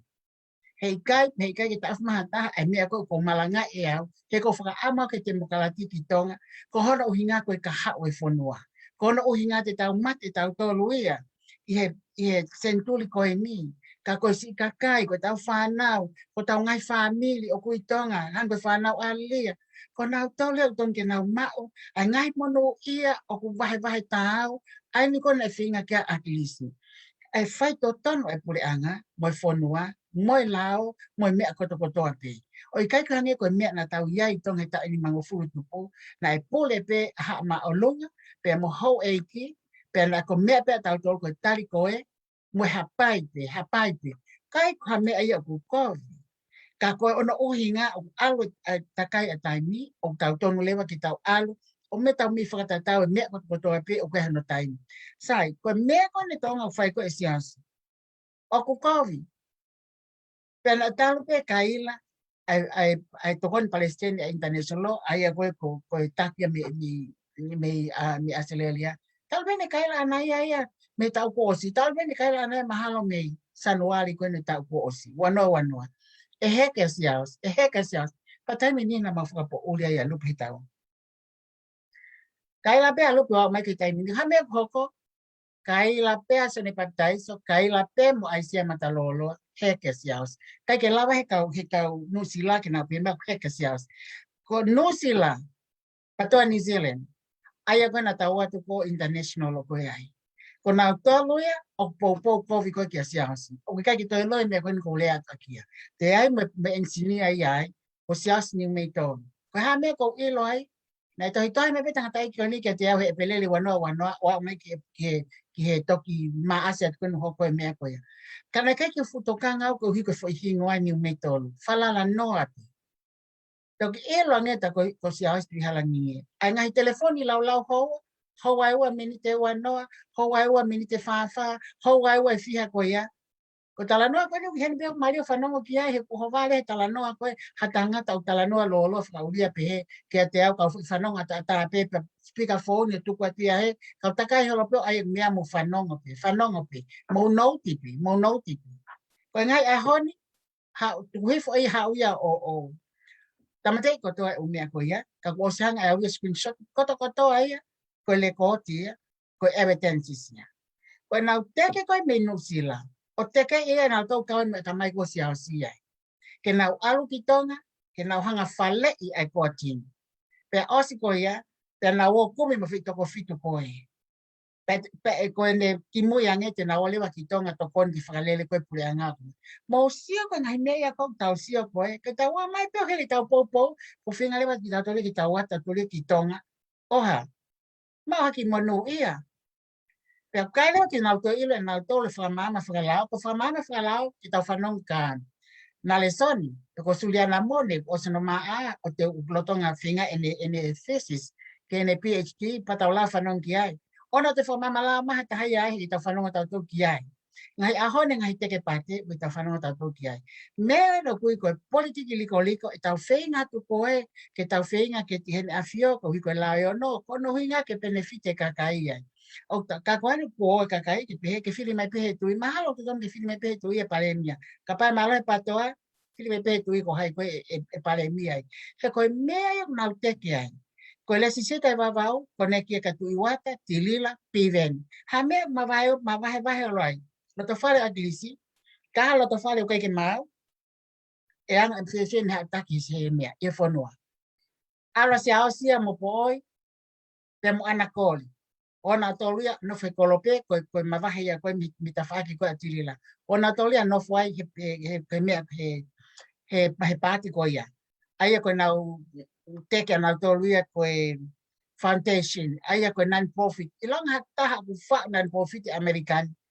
Oku nau alpe nau tau me alpe hangi apata. Kaka. Oku alwe ai sinoki mua ka sue mataki tawhaki. Aia auna to wiasi aosi ai. Uia ana koe kame tau iloi, koe ngahi tohi koe se trumu o mai koe ki tua tau lau ai koe. E na woko ngutu lau ia tahai mohai, lau ka marateni, lau ka semisi, lau ke tau tolu, lau ke kakai ko totoa pi. Koe ngahi mea ia kou tau ilo ia koe ai corruption pe ia tau tolu he ni ka tau oat koe o koe ai pure anga i tonga. Tuk koe ngahi manu ia ke kakai unau nofu i tonga. O mai o ngawe a mulini ke mavivi mo makoha te ngawe hen, mo ai a ko ke kakato kai pate toki alo fai hole whakamamai. Ka ue whakamama whakalao, ka hiri koe koe ke hamatai tohi lao. Mana tui Amerikan, tap ki te alo whamama whakalao hola whaitu, ta iai hao pā. Uma uai, ngai populai. Ko ni apa tai ya henu atai no sila ke nauta no fala pe na to na lo ulu na to ka pa amerikani. Ngawe ke ngaki ta tawal pa te sini pa he tau ke ni mafi ke te tong ke te sini pa. Pe aro al pe pa ke ha te pa te pe ha kai pe o legal assistant na te me ko e me ko e. Ne wa na wa ke ta fi ke ta va. Kai ke. Ko wanga ko kala no pe he. Ko mawai ko si eto ke ta eto. Kaka ke foki mai ke amisi eto ya. O si tala mai ko to ha usasi fankisas wisiliana ko kolonia. Fi wa fai nga tau kana tol ke to wa ko mana te ko ta ono full. Ko ta ono en. Ono ko fika setani. Pe da kono ko tala tu. Fe tu ta ka la ia ke kaka tanga ta tolo ma kaka ko tan. Ai mo fai ka va mo me ago. O fai ta te ate ki me ke kuma kilo kava mo ati whakawhona. Nau fia whoke o ata me nau seni e nau tata. Ia mai me ka awale pe mo behe mai. Oku fe ke ha mo mateni ke whai whakamama koe ki he manifesto a pe mai. O ta na au pito ia. Kai ke nau ilo ko foi osi koe tapune telefoni. Osi o ngai aku mo ko siak foi mafu. Eku loi ka nau tolu. O sila foge na tol ko ai me ko kau pa io atu na o sila o pe na tu fata ilo e na tol ilo e na tala mai e kai ke mau te filia sia o si ulaki o ku kona o ku alu holo mane ki nepi ka kai ko ke ngata ko ai o mana te o se stonga sia o si ka to e siliana na ofa ya atlisi na ya atlisi tolo na foka papa ke kolisi mo ne o ene patoa kana taimi koe filina toko ni pe he kakai. Ko hina no fat pe matua koe ka koe semua whakamalo hiki nao tolu. Ke nao si fili pe akilis. Kana ngawe aki pe akilis e kakai i hono to'u. Pe au nau na ngawe akilis ke ngai poate. Pag mawilo fai koe fitu takra nao. Tamai na tahi nao fili na to siaus. Ki lo ne fai moment koe no fai ki alko fai ne whakataha koe ki he. Loto mamahi katoa ai kakai. Mana tui ka waisi diana ko siasi au tokola. Au pito. Kapau ko sopu peia te nau wama firia. Kamai kon ko talatu ko kalasi sopu ai o pos nau connect me te na tole ke na firia to siaus. Kapau le ba lahe ai lea mai mo message mai mo email mai ka ke nau firia siaus. Kau no fa tawia o pehat e firi e ko siaus e ka foi heke kon no fa siaus ke aluia takapai na fataha e loto kia e kakai e alu leva ai me party for kai foi whakakau whakasesele whai whatapu foi whakakau ia koe ke ngaria na e ako na e awe wa koi ha uia koe kakoe ha koe penga hi mea ia uno whasia hasi koe e loto koe ai ko uia na uno whataha mo piveni anakori tu finosi hasi siaosi lo whalongalongai mo pu oi ai na uno whatoa i he kolope antai ai a Sharon ko Sharoni na nenga tui foi fale tui na ne ka pei ai princesi pule la tu foi peka ka hoa aki ai eki wa hoa aki tu yo tonga ka wai pe monanas pe mo pe he kwa me ke ara siaosi o alo muy ai ale lo to fale aglisi o muy a Sharon nina he pe alo ke ai ke to muy a tilila na hanga tu hifo ai fale tui ko me ma va he ko me ka kai ficaria pe he ma ofa fonu ma ofa he tui ma ofa kuini ma ofa ka princesi ma ka princesi ma ofa ki ho eki he ko ki tala to ma pule me ko me e na tu pe motonga ko ta wala to ka na to o ko ka kai una o ale pure anga kabineti pale mia pale alea ko na to ke tu i lo ki ta to ta me ben to fai ko ta tek e mo on frate mo kalati ka koeni ko haya e filia siasa o ko alo moi ka kai fikali eli ko he patoa ai ko tina po i e frapa anga moi ha fo mo umi ka piveni to i wata na ele piveni ke tu mai ai langi ko ulu ko tui e no to ni mai e tene pole ia e ole ha ka atu wata ki tu fo mai tui pak mo pe ko ka kai ala siasa ko ke moi ko ki ai kai toko e kakai ko no ki whakangong ko kai tuka se misika ia pale mana mo mateni ko me pe ana mo mateni lo to fale mateni ma vai ora to fale atlisi to leva ala tala ko maria mo mateni tu mo te sai ko lo ia ko family aklisi tu o mo mai le ia sone mai le aklisi na ku to na to lo ala to la la hi ai ki poto nge to lu ki ia ki fa o tu nge pa mo pe mo to ti mo to ki mo to la tala me maten e tu kuan e la tala sia o se ko to ani e gule fo la ki ai te ki tu kuan ho tamai mo fae ka ke piki ko ka kano ta ha ma winga ma teni e sia o si ko fo la he kono inga nan ta ko to nawa mo sia o si e manava ina fae ka ko la tala kono ka kano na maten fa na ina fa na ko ka kano la tala mo maten pelia ke ya sia o si ka piki ka maten ko me yo pa ko ya pa ko ila ateisa o ku tu ya me a ko fa to itapu tu e foi mon mo to ton pe ku la ya sia o si pero si o tomar to fakahanga ke te sa mon pe te sai ko poni te tau le pe me mo oni me mo ni ko tau le aki tu ke ma la tala tu ke ma po ya ma ten ko kakano mo fa na pe na mo te ke fo te mo kala mo kai ke ha anga ta ma ten tu ku ha ke sias ko anga ma te ni fu ke le a ilo le se tita ne amai ke le a ya la wa ki no sila na ke fakatawa upe pa ke le ai no sila na ke whakatau ai o ngongo nei hanga e mātene toki me tonga o lau he kakai o nau ilo e te mokalati mo oni. Lau mei tonga mei lele au ki muli ha o pepe atu whata te o tongi ai pepa ke lea. Na pese fia ke lea taimi ko ia se kita tongi ke ilo a pese ko ia a ke lea. Na pese tō noa whanoa ni manoa o a pese no noa. O lau he ke lea a honi o tohi ha pepa kei tō tonu kei tohi e pepa.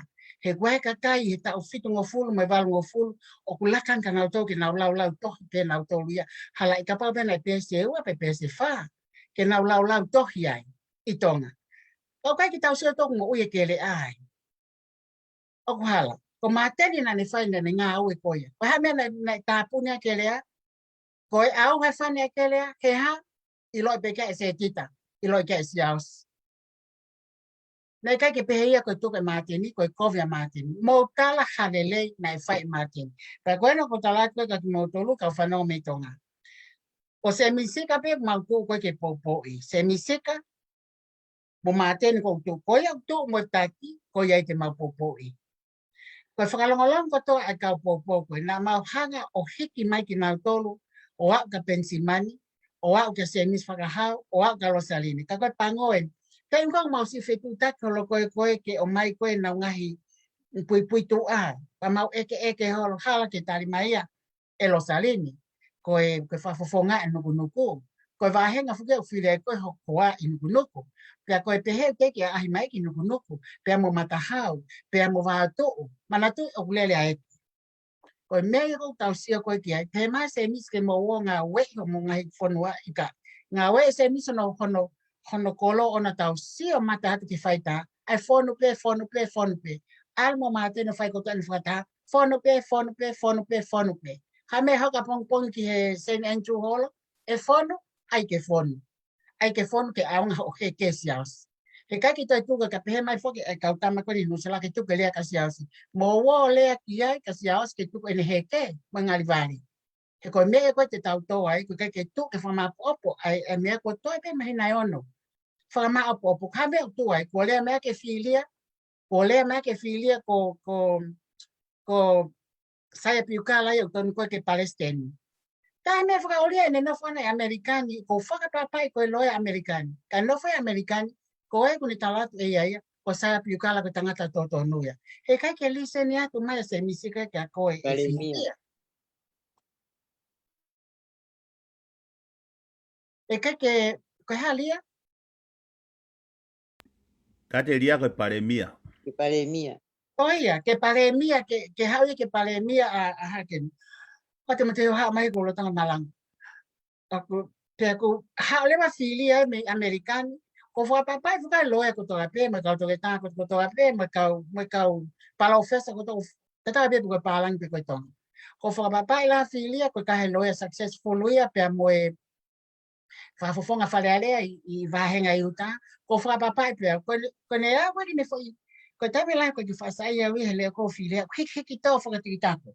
En hiki tō, maha ko mea whakaka kai pe, o hiki tō. Pau siai wha mea te koko sio le te ma pe kwa pa ta me kwa ka te ko haya te sa po hi mana to he ko ta mai pa ki sa ia he me ko ya ke le ya ke ko fo ko ta i lo ta no fo me fale tu i tong pe he ha ke a te sa po hi ke fai pe me ko ya ha no pe to pa ko e ke mencione pe ko hai pa ta la oh ko ki ta ne lawyer si ia ko a krisi ka ko you very innocent pe ni ta la no na ya monele straightforward sa ia finga straightforward ko ta la no pe me ko ko mai ta la to ton o te pe tu te mio ya tu ko ya kai ke o si pe foi interview ko ya uloto mai ke pale mia asaya so si o ha o pe ngai ne ai ta ko mo me ni ko asia mo me e le mai ko sai ta ko sia si pe ya ta ko sai ka to ko na sia si ko ngai me ka ki na te loto ke ala ga mi so pale mia ka to ko na maten pe ko ilo me ko fe mai maten ki alu pale mi se ma be maten ya se ma maten and fok be ke minister policy he ko longa maten ya mo ngai me o ka o ko le lo ya ka ki motor ko me mo hanga ai tu ta mate mateni tal hono lari e tilila mateni me ta ko si me ma asi lali pe o mai ki a honi te ta mate i te ha moiha ko ha me to lali mai tu i wata asia ta mo ne kau sangat o ga pe ko ha ok na lali pe ko ane to ara ko sia si ko henga ma ba sia si ko ane fo italien o ikai ke lotoia ke na ngau e mo maten ma si ke ngau e no fa maten o tu he me ke lo me mo he ke holoi ko ikai ko ke malo hi ko a tu he vision mo manifesto ke lo me mo malo ya america ko na ma to ko no peno la ko ni ko ma tu ma he vision o ko ke ma tu he pa anga o ko ke ma tu he koloa o ka ke mau tu he mafai mau tu he visone ko me mau tu ma o ten ko me americane mau penolo ko mau tu ma ko me ko ke pika ke la ka pana ka ke pika ke visone ma manifesto o si fakali li to ta ko to ape ka patwa fie pule fie mea o mai o ka ke ta politiki liko ta ta mai lo tonga pena te ki akwa ko la ke la ta ta mo ko te ma he ki pe ko ki ta loya ta lo un e peto hange ko to sai ta pe na to lu o ta o fa ya se tita he ku o fa yo ngo lele au pito kai mau fa yo ngo lele o ku ka mu he ke ro po ya i lo ko o wale pe ko mate le te o ya foi a he u hange hala ka vale ko no finga e ro ta pa la tu ko to kon ko ke o ilo o ku ka ke le ai fai ku ko he lo fetu taki o ta la mai me tonga ko vi ko sumi o pure ate se tita me kele voice he ene office le tio ko anono ati pure ka to ya me ko pepe ke tamate pe hange ko te ho la ko tonga ko me fue le na pe to ki fai mo foto e ta le tio ki ho api he pos ma ka o te ta po pula fanong le tio ko o to tamate ia pure ia me fe ko me nusila ai ko ta sio ki ai o whaka ofa e tau le teo he koe anga i tau whina koe ki whai o mea ko tamte le teo e ahe ua. Pea koe ko peha tau e mahana e puka se tita, tamai se tita e maha ko loi au ia. Kai kehe, ka pau ko loi pa ka tak whamole se tita ka kuhane. Ka pau ke pulei ko hamea koe te ke volunteer ai ki kukua te mea ka whanonga i kakai, he kohona o hinga o koe ke taha pehe o mo le teo.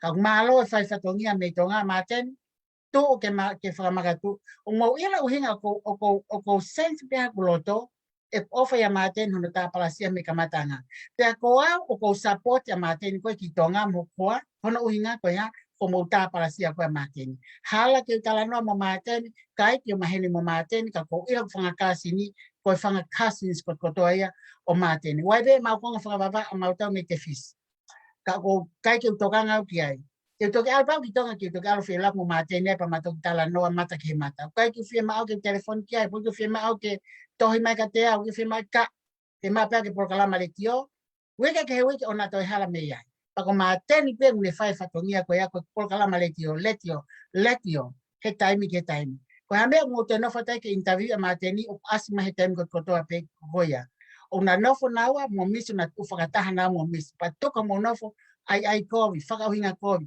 mo to kaga mo whafofonga pongpong ke o hakakai ki ai he koen ko talatu o si tau pea si au sia mo oni a lupe ia, kome ko glea lupe to. Kapai ke foka si asa whalele, hampol, ha o confess ini ume a kona o whai whapuri o ta ofi ke tai nia ka tau lava hoko atu. Ko ia pe mo ka take ne fu o si amen. Malo apito malama fe whahofa pita ngai whamama ku o mai pa ko tui au ngā lahi au pito ngai whamama ko ni hange koe whamama mai na whahako mai e Sicilia. Pea maa Sinai malo apito whafo ofa. Pea ku whaampe te moto e kau mai mo lupe i he mau programa he whalaite. He tau tu whataha koe patoa international ki tau toro. Ko mafot noa, noa, mea pāngoia. Ko ina e lawa hoki i maala kumala a koe ia i fisi pa ke toki foki. Kai ke si i lohe kau India ko mea peo mahino ia ke kau India ko anga hoki i tenari Amerika ma nau tolo. Ke hoko atu ake nau mau e le panga. Wha marola he ka malama. Malama ko e lahi ke tau ngahi mea koe niko koe pena ke hanga o. Ka matai pa koe na. Ku mahalo. Hai ko lau. Ne lahi penga hi mea na uongo i pe e au pa mawahe au. Ia koe ke tu iau ton ke tau ke he loto pātoa. Ko koe pe talu pe no ako i au ko matua. Ke ua te urea ki ha kakai whiwhine. Pau whainga taa ka te au ke walo ia o ke he ope mo e Facebooka mo kakai whiwhine koni he pātoa. Ku hange more aho nau nge ia. Pe alato au ia o tāpalasia ki nau tolu. I kai. E te ulau peke. Hange pe ko si ko tangata mo ia. Fohalahi au akirisi. Pako whapa ki aika si au si ko tangata whafofonga ia tongata pulaki. Ka koe ngahi mea kou tui ki ai, koe mea ia tau hanga ko tāpalasia. Tau hanga whamama e kakai ki ai. O sia, o kulawa e ne tangata inkia na akilis pohiwa, o ngā whakata mo māteni mo se emisi. Kai ke lava si au sia. Koe hinga he nau osi i lo i pea e au, nau mahalo pe au ki ai, mo huhu pe. Na e whakatau pe ia he ongo poko. Ta mo kinaua. Na e whakatau pe ia e piveni. Koe uraki asi koa piveni. Mahalo e malama te whatontono atu pe. Na ke pole tau a piveni ke tui. Na ne pehe koe ai ne information na ne mau mai mehe. Tau pehe koe ton foni. Nai no mana no fa tangata he computer mo akauni pe ne ilo ngai me pa ne ha o mai ka akilisi pa ko ne pehe ko na ke rifia ke alo tu ko umia ka akilisi ke ave ke public ke ave ke ilo he kakai pa ne hanga pe ia pore ka pa fe ma o he tu ia hono ulu lo tole rei pe ia ki ai mahalo ko nga fok he ko ulu ko tonfoni a ko ma o se ho tala hita hai ko prini skala uni ana tu inima pa ko uhinga ia tala tu pe na te ha vo tangata ko ni mo ne software ke whakatau i he potunga e ako software ko ni fika wakia mo maka ko CV CV external ko CV ke university pe ko me to tonu pe na ni o mai ko firma ton ka tu na whakatau na wakilu Pako uhinga ia na piki mate asi ausi. He na whakarea ai programa ko ni ko programa na ua mo si ausi. Pako kamata ia. Kamata ia e ku iloi na whakatau asi ausi ia. Pako hange koe lau, Ko te ki alato ahi haka mea ku sai. Te ua kai ai piki tak he mea ko he time, Te hao ko atui. Hawa atui mai fo i fitu kilo me pule anga pātoa. Ai koe paanga koe nina ave kapneti ke whahoko ake hano kumihanga hi māketi mai kaungowe, Pea avea wahe ia. Pea koutui, pea aku koe anga pe puhu, koe uhinga ia ne tuu ai asi ausi e ongo tamako ni. Kai toi lava tahato, koe uhinga pe koe paanga. Pea taha rewa mo, pea te hanga foke e se aia tuku nau ki tua, pea kuaki i foko māteni ia mo se misi. Tokone a māteni, he koe rea na whai māteni ka si au si, ha o whengai ha o mea ke lava. Ha o toha fu manioke ke mo uika ke toki. Toki au ko te kamata koe me i lalo, Ko pau ki te hoko ko tangata mui mui. Tuku e kautakina, mona e pe mulawe hake ki ai malama. Rawe hake mulawe hake ki ai. Ko pau ki te roa ki hao mui mui pa te toki hoko e taki. Hiki te hao piki ta ia me he te kamatape o manga whakalaka ki he taki. Ko ia, ko whihangai whihalaki a ko a siao si. Ko si ilo pe ia e tonga. Nau whaatala noa pe ki ai. Ko toko lahi a tonga ai au nau nofo nau to. Toko lahi a tonga e ka kai whiri ko tonga. Ko whukau pā toa ai. Pa koe ka kai le rei. Ko hinga ko whaka o tua koe ngā ue koe ni. He ko hinga kunehanga ia o ai e kakai ke nau manako he te mokalati. Pa koe ngai popoa pe haa kilisi. Te sepita a kilisi, nai mawahe pe taimi nai whiriwhare a rea ai. O koe ki te tatau a hano whoha ana ia mo a kilisi. Ko hingo a pe tatau. Ka pehe he kautama kau nungu nau ensinia i koa siaosi. Nā pehe nā toria e whiri he kakai a siaosi. Ko pehe ko a kilisi. I kai peke nā tatau nau. Ai tau hanga ko analyse o he poni, ko analyse o foko whakatatau. Ko whakatatau, ai ko lea whakakarisi ki he ana, ko te hanga match up. Ko te hanga o mai a mo B o whakawhihoanaki, pa ko lo kasi ko uhinga. Ko reason, pa ko nā whakawhihoanaki ko a whakauhinga e honaki ke mona tatau. Mama o au pito a se emisia mia siaosi. Siaosi ko tama poto, tau pehena e pure ako. Na ngā au he university he Pasifiki. Ko hae mea pota siaosi, poto ia he whai ako. Poto ia he pure ako. Kau poto he whakafufonga wharearea, ware au pito he whakafufonga wharearea. Na hawhoi tō taha o tā i pehe i au, ko tō hoa ko no pita. O pita pua. Tamai ea ko poto a siaosi sovareni. I o poto a sovareni. Na te au e nefika. Te au e nefika. Poto ia i whare ako. Kau poto e whafonga wharearea, i kai. Ware au pito e whafonga wharearea. He ku aria hiki nima ia ke whaahi kakai kehe ia. Aria hiki nima ia mai hou eiki. Nei ka ke whiri he hou eiki ia ia. Nei whiri he kakai ke. Ka kapau e hanga taha whakatoka ngai ke na honga tāna ke ne whakamore. Te nau toki ilo ai nau tolu kaka tama poto ia. Koe poto mo nipe ia lau koe kia wholofola. Tohi matolu. Ko te poto, ko te manawahe kasi hova. Ko ilo, ko hafe me he kovi. Pea koe lau pea e eiki, ko vare, ko tama pe me ilo mea o kusai, mo mea ko kovi, kai kei whai. Ilo i lere pe o kovi mea koe kai whai pe mea kovi. Aia koe tama koe kusio ko aku ke heanga koe teke koe minusi la. Aina e lawe koe ki ai koe a malama. A tōra koni ko siaosi, ko siaosi ni mei tolu. Koe me e kui koe vare. Ko i te ilo i le rei pe, hei kai lava e vonsia, na e vonsia tu i wano kai lava. Na e vonsia a kirisi kai ke lava. Vonsia mo pohiwa tu na hei kai ke lava.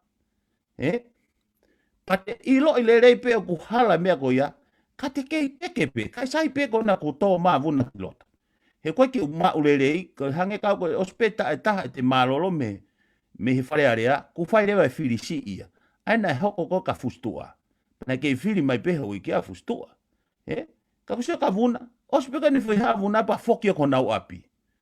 Ko ne mahi no ia ku te ai pe sea o vuna. Ka koe ki hatahi e whehi a whakafo i tui ki hatangata whare area.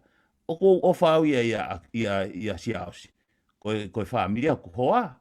Koe tangata nia o kusai. Tau pehe mo po oi. Ka kusio ke ia he kakai whiri. Ha mea ko hau e ke pehe ke hau ia ke kakai, ko hai e kakai ko ia.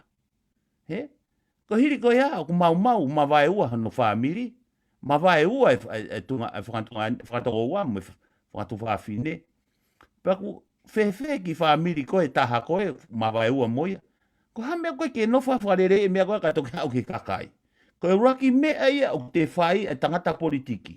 Te laki tere kita ka te toki hu mai. He ngā ue a kia e he whaahi kou nā whawhipaki mai ka kita. Pero tō tahati nau kempeni mai kita. Ke nau mahafu aki. Pea koe uhinga pe hatu ai a malama me toko lahi heni. Ko ho osi ia si aosi. He kuke ilo le rei pe koe mea na e tu atu i mo pīweni. Koe hongo tangata business e pako nau ani na nahanga lulu e na kifu a kau i a rila mo pea mo Ceyloni. Ta koe fuaka o poriria o kululu ia i Nusila he patoa international. He, pa ko wha ofa, koe kakai nau pehe, koe kakai ako rerei, ka nau teke loi. He, ko utarape ka mutolu, koe loi no mau o ilo lelea, ko si ausi whakatau ia piveni, whakatau ia e tui wata. Pa ko hange koe lauku, mau lauku e miko, he, uifo e nari, he, pa ko sio ke tuu kai langa whare, ko hinga ku laive a asiata, he, ko hinga ko tuu e langa whare, ko tuu e wahe e kau, kau tamatufunga, he? Tau osi i lo i katoa koe ke hame ia koe langa whare ata. Ko pau ke tipo si te whare ia pati koe mea whiha lakia e tau mea. Ko ia ku wofiofe e tai mea ke ose e tau mea, ka ngai koe lawe koe arila, mau o whakatope mato ia sia osi. Pe ko hai pe whakafofonga e whiri maha no wahenga, te mau ofai. Pea nei ai e mau whai ako politiki peha mau ki a pea ko ia te nisi. Ko tamako pāwati. Nane tala mai. Hangi koe lawe haka e tō tahana. Koe tangata politiki lere taha koe tangata whakalongo longo. Kone lea pe he mea ku mo oni, mo lea he mea ku lere. Toko lai tālu e no si tāparasia mai o e sea, mono tāparasia maa māteni. Koe hae no hinga. Koe hinga pe koe rie o ngopoko ki tua. Ka koe hae mea ngopoko na e whai ka siausi. Na whakatau a siausi. Pea ko ia, koe tau polo pare mai, koe paanga mo e mawhai. Pea ko asi pe he folofola. Koe asi pe he folofola, koe palo pare malahi taha ia, koe paanga. Pea mo e toko taha loi. He kune ngau ia ke lau maari e loi, pea koe peke ne toi pehe mai ko hai a hai, ko hai e moe. Ko ia e kau pe nolo, o fatu. Ka toi tala atu pe ki he mutolu kona na mu lawa whanongo mai poni, ka taki pe he porparema nei hoko he kamata, ka te mauto lere atu pe he whalaite, mahalo pe na toi ai peha ni he hau, me aseleria pe ko Amerikan pe, mau whenga mau kau international ke mau tuu whakataha atu, ke mau whakamama atu, ka ne pe he katoa whamalo atu ka mutolu, mo lawa whanongo mai, mo mutuku maha mutaimi, ke mo mea mai he ope, mo ngalu ea ke mau ngawe, mahalo la he tu malama, ko e mau taki en, ka maafo ka fot noa, ko e tainimi, lotu peke lahi, o te tuku, mo ko e Sisilia, ka maa ko e Sinai, mahalo lahi atu he ngahi, whakamamare mu whako, o whatu ka sontulua, mahalo mua si whapopou mai, ki he mau ngawe, he kukai ka hatahia mau toi totong, mau ofa kotoa pe i tonga. Peko mau ofa mau tui, mau ofa mau ho eki, mo kakai kotoa pe i tonga, unau si hoko, koe kakai ngawe malohi o tonga. Koe aku mau ofa lahe at ke kau pupu kotoa pe, te whainga maare ko ni, te whaka osi ato kia, hatau ki i lotu o whawhetai ki tamahewani. Ni o whatu ka i lai se ke tau se ke tali, malo e whai tau ngawe, mono push mai pe nolo e ahoni, malo. Malo, koe tau hoko atu e tau meifiri. Koe tau lele atu ai pe. Malo marama. Tamai he wani i he whainga maare whakafofo ni, mau toi whakatau whorofora ki hawhiona. Mau ango e mawhana, mau loto. Koe ha kau tangata, mau kau whiwhine oku ofa whonua i tonga. Koe koe he whetu e nai whanau ia e mau mātua mo e mau whangakui. Pena ia i piha mau tala. Ko pape ki aha mau kautaki. Tamai he wani ukai ki ngalo ki mau tolu ki wha. Tuha ke peho mau tui. Tama tui ko tupo no ka mai tahi ne kui ni ka na nasi pau. Tuko aho. I ke whai tapu kina kina ua. Ke na hoko atu hano. Tonga ngai mono tauhi mono tataki a tonga. Koe tui o tu tonga. Tapu i kina mua mo e whare aro, mo ki nau tolo i tūturu mafua, hou eiki, ka maha matapure, mo kau taki lotu kotoa pe whonua, unau hoko koe kakai, unau tapu i kina ki mau tolu, ki mau to e ofia ki a whiona mo whahauha e mau moui. Tapu kina whoke kakai kotoa pe o tutonga, unau mo where i maamani, ka maha ki nau tolu i tonga, unau ngāwe e whonua. O ni ki nau tolu ki nau hoko tai pe ngai ngau le rei ko ia. Kai ki ngalo e tingi mau tolu e paremia o tonga. Ke tāpui ki na ia ka mai tokon paremia mo kau kapneti. Ke nau whai hanga hi mea e le ki he whonua mo kakai hono kotoa. Pe nau fua ho nau whatongia whai verenga o whatatau moa mo whina ngalo ta mai he vani. Pe nau hoko atu ia ke au ki he taimi whiri o kumerino pia mo toka ai ofa i tonga. Ta mai he vanu mau. Kore ki a Fiona tāpui ki na mo e mau ki kulupuni. Ai taki e mau ki kulupuni he poni ko malama ka maa a Fotnoa ka maa foka Sisilia ka maa foka Mosinai mo ki mau tolu kotoa pe ai kau international o mau popo ki tonga mo i poate. Tāpui ki na foki i koe a ki mau tolu hai mua malohi mua poto ki whahokoko atu aki e mau ngāu e mau whatungia koni.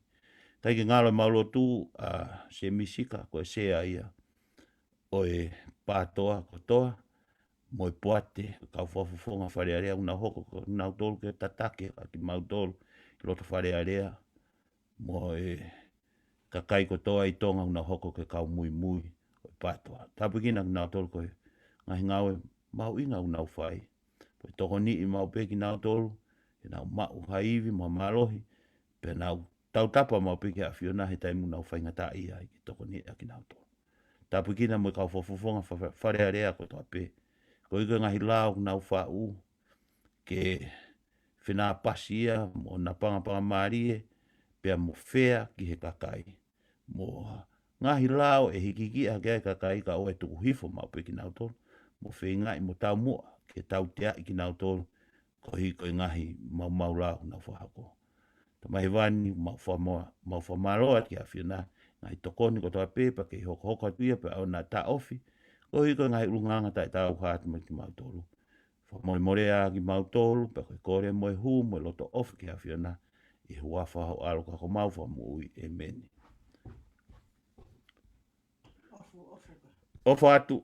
Malo o whātu. Vai sinai. Koe whiu no kume foi mea.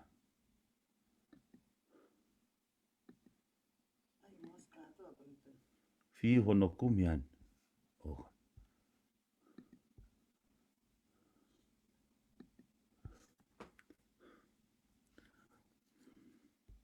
Malo Yo. Noa. Kau. O te torangi ai e vave peho foki. Ha ha. Hihi. O whātu Yo, o whātu.